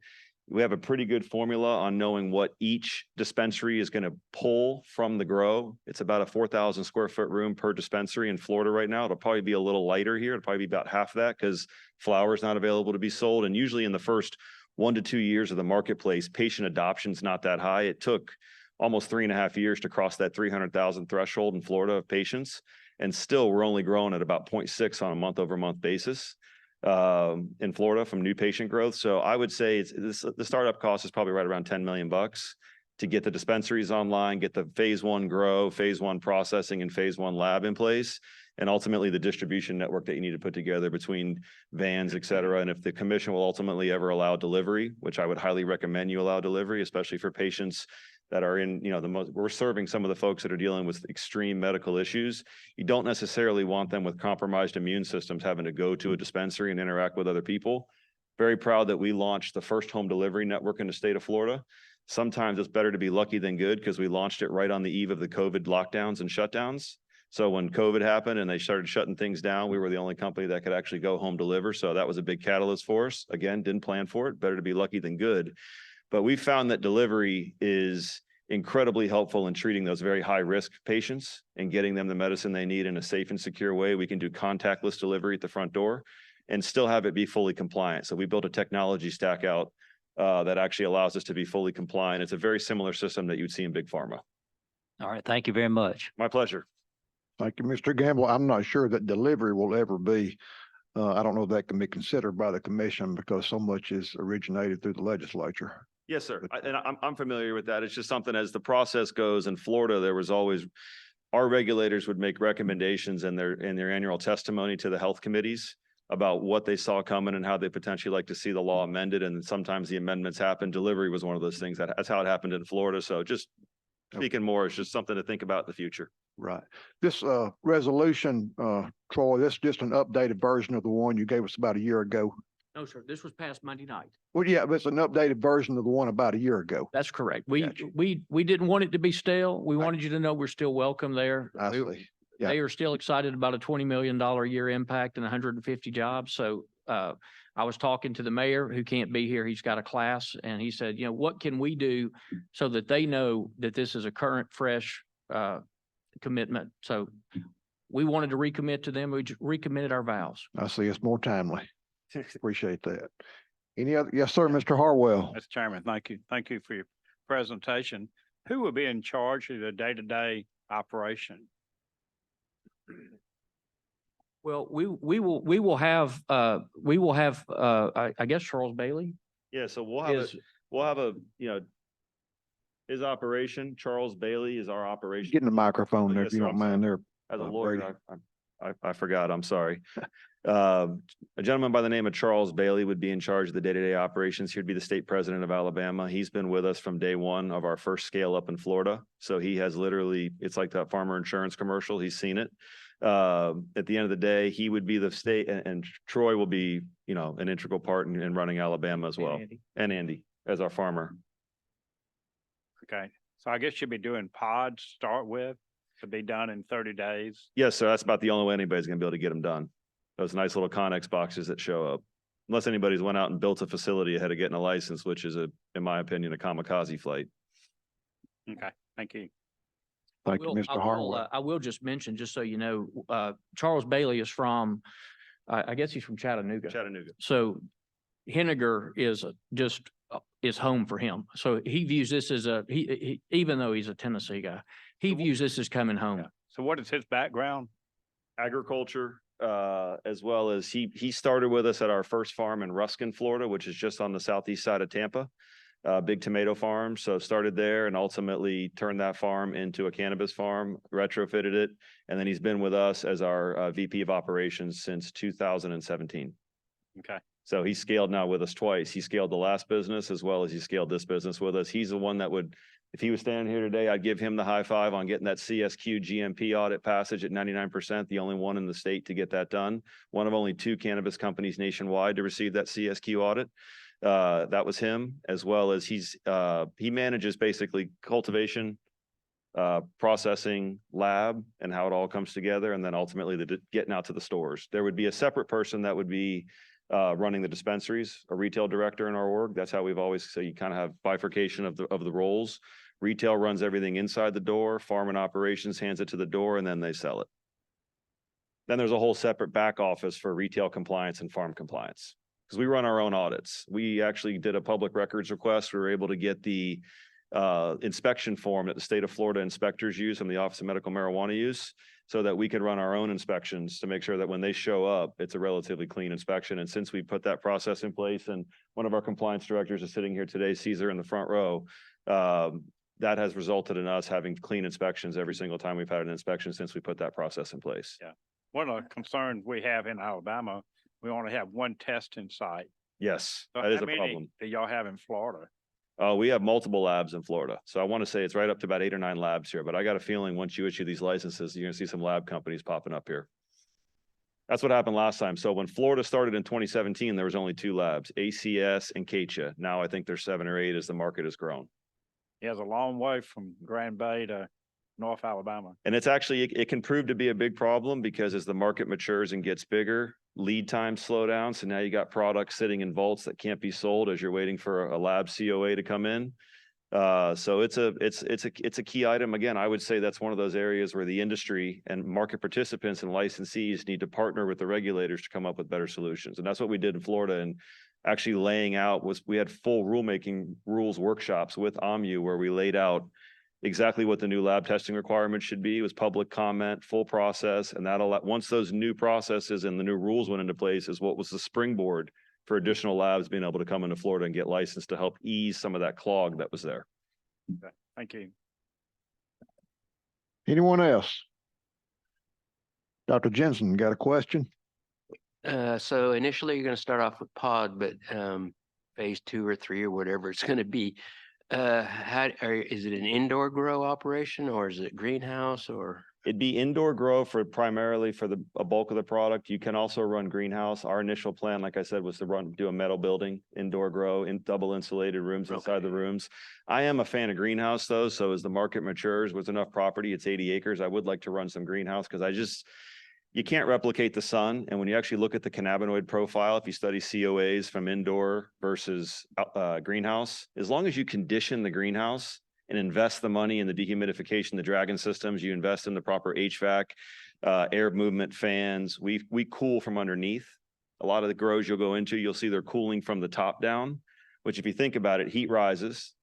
Ultimately, then you're creating a layer of humidity right above the plants, and humidity is absolutely the biggest disaster you could ever have with the cannabis plant. So ultimately, it's learnings of we actually move HVAC from there underneath, but if you condition a room in a greenhouse correctly, the terpene profile, which is ultimately what patients are going to be looking for, the first thing anybody hears about is THC percentage. Ultimately, the terpene profile from a scientific standpoint and from a medical standpoint, that is where most of the benefits are derived from. And if you look at the terpene profiles and COAs between indoor grows and greenhouse grows, and we do it in Florida all the time because we're operating greenhouse in Florida right now, our terp profiles are significantly better than most of our competitors who are operating true indoor. The last thing I would tell you on kind of the difference between indoor and greenhouse, I mean, you can put a inexperienced driver in a Ferrari and it's not going to go so well, or you could put a very experienced driver in a Honda Civic and the drive's going to be a little bit better. It's also how you operate the facility and your practices and protocols on how you handle the plant. A lot of people treat this plant as biomass. And unfortunately, it's not corn, because if you look at the buds on a cannabis plant, those buds and you see the crystals on it, those are the terpenes. And if you mishandle that plant during the process, when you're, we call it shaving the legs, when you're taking the lower branches off the plant, little steps you take when you harvest, if you beat it up when you harvest it, you're destroying the terpene profile. Because as you beat it, as you mishandle it and as it's going through the process, it's not hemp, it's not industrial hemp. You are knocking cannabinoids off the plant that that's what they're coming to you to get. And ultimately, it's also how you treat the plant. It's a long-winded way of saying it's both grow medium, where it's grown, but more importantly, how it's grown and how the entire process is handled.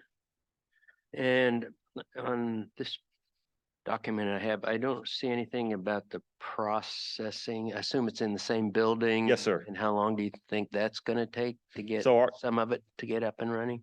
Well, I mean, that's simultaneous. You gotta build cultivation and processing would be built at the same time. It's all on a workflow to comply with GMP. We have a pretty good formula because that's one of the GMP requirements. It's how the product moves through the maze of the facility, from clones to veg plants to flower rooms, ultimately to post-harvest, to dry cure, to processing. And then in this case, because we're not selling flower, to the lab, ultimately to packaging, to distribution, the quarantine area for holding, pre-test results being released, and then ultimately just distribution to the dispensaries.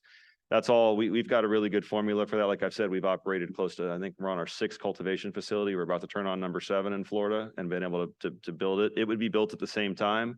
The dry cure time significantly different though when you're not selling it as flower. So when you're not selling it, in our normal dry cure time with flower is right around 22, 23 days, depending on what the strain, different strains are a little bit different. Ultimately, when you're just growing for extraction, the dry cure time is much quicker because you're not necessarily worried about drying things all the way out. You're squishing it for either distillate or you're putting it in the ice bath for solventless. So it's a little bit of a different facility, but as we laid out the plans for the facility in Henniger, there's optionality in case the Alabama legislature will ever want to change the law like Florida did in 2019 and allow for flower. So our initial facility setup will be geared towards compliance with this law and this framework that's been put down, but there'll be expansion capability in case that ever changes in the future. So once you start cultivation, which I said was relatively quick, 30 days, about how long do you think until you have bad word biomass, I guess? No, not a bad word. That's is what it is. Uh-huh. I mean, it's the vegetative cycle on a plant's right around 35 days. The flower cycle's right around 60 days. Like I said, you're not looking at much of a cure time when it comes to distillate baked products and non-flour products. So you're looking at a finished product in probably under 120 days is what the plant's going to allow. Anybody that can do it quicker than that moved actual plants into Alabama. So then I guess I'm assuming that within 120 days, you will have the processing facility. Oh, it'll be done before. It'll be built simultaneous with the grow. So you say your grow's 30 days. That means your processing is going to be done in 30 days? No, not the facility built in 30 days. I'm saying the cultivation, the veg process. So a veg plant, from the time it goes from a clone to a plant that can be moved into the flowering cycle is right around 35 days. Okay. But as far as building the facilities, everything will be constructed at the same time. When we call for inspections, it's going to be to inspect everything because you want it done and ready. The minute you pull the plants out from flower, you want to be able to move into post-processing. It'll be done simultaneously. Okay. And then you said you went deep in Florida and now Alabama's on the border, so it makes sense. Why not Georgia?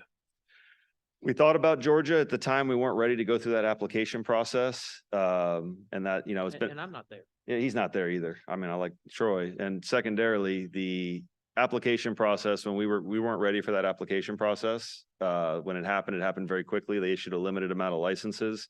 It's a low THC market with a very high high barrier to entry. I think they've only issued 2 or 3 there total. So for us, Alabama, when it came online, it was when we were coming online in Florida, and it was a much more fitting place for us to go. And the medical side of the market and how you guys built the market was much more appealing to us. Thank you. No, my pleasure. Thank you, Dr. Jensen. Any other commission member have a question or comments?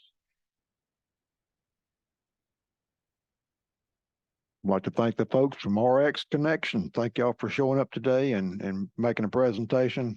Good information to hear from. Yes, sir. Thank you. Thank all of you. Thank you very much. Thank all of you for being here. Before we dismiss, any commissioner have a question? Any staff need to tell us anything before? Yes, sir, Justin. Mr. Chairman, I just want to, for the record, the applicant that was scheduled for today and unable to make the presentation, that's applicant number 1672, FFD Alabama Holdings LLC. You have their application and applicant summary. There were no pass-fail notations on the application, and as you noted earlier, they did not make a presentation, but are still under consideration for a license. Thank you, Justin. I forgot to give you that opportunity to go over those couple of items. Any other commissioners? Yes, sir, Dr. Jensen. So on this FFD, their cultivation processing is in a location, it says 0 Morris Hill Road. What city is that? Do you know? Let Brittany look that up for Dr. Jensen. See if we can get that information here in just a minute. Justin, best of your knowledge, we have 8 tomorrow. Yes. Okay, thank you. At 8 tomorrow? We have at 8:30, but we have 8 presentations to hear from tomorrow. Oh, okay. Yeah, but we Oh, boy. fun. Yeah, we will reconvene at 8:30. Find it, Brittany? Yes, FFD's cultivation facility at 0 Morris Hill Road is located in Sims, Alabama, which is Mobile County. The processing facility, the same. Mobile County. That is. Okay, any other questions before we take a motion? Okay, we'll now entertain a motion to recess until tomorrow morning at 8:30. So moved. Got a motion from Dr. Blake Moore. Is there a second? Second from Dr. Jensen. Any other discussion? All in favor, say aye. Aye. Thank Aye. you. We will be in recess till tomorrow morning at 8:30 a.m. Same room. Thank you.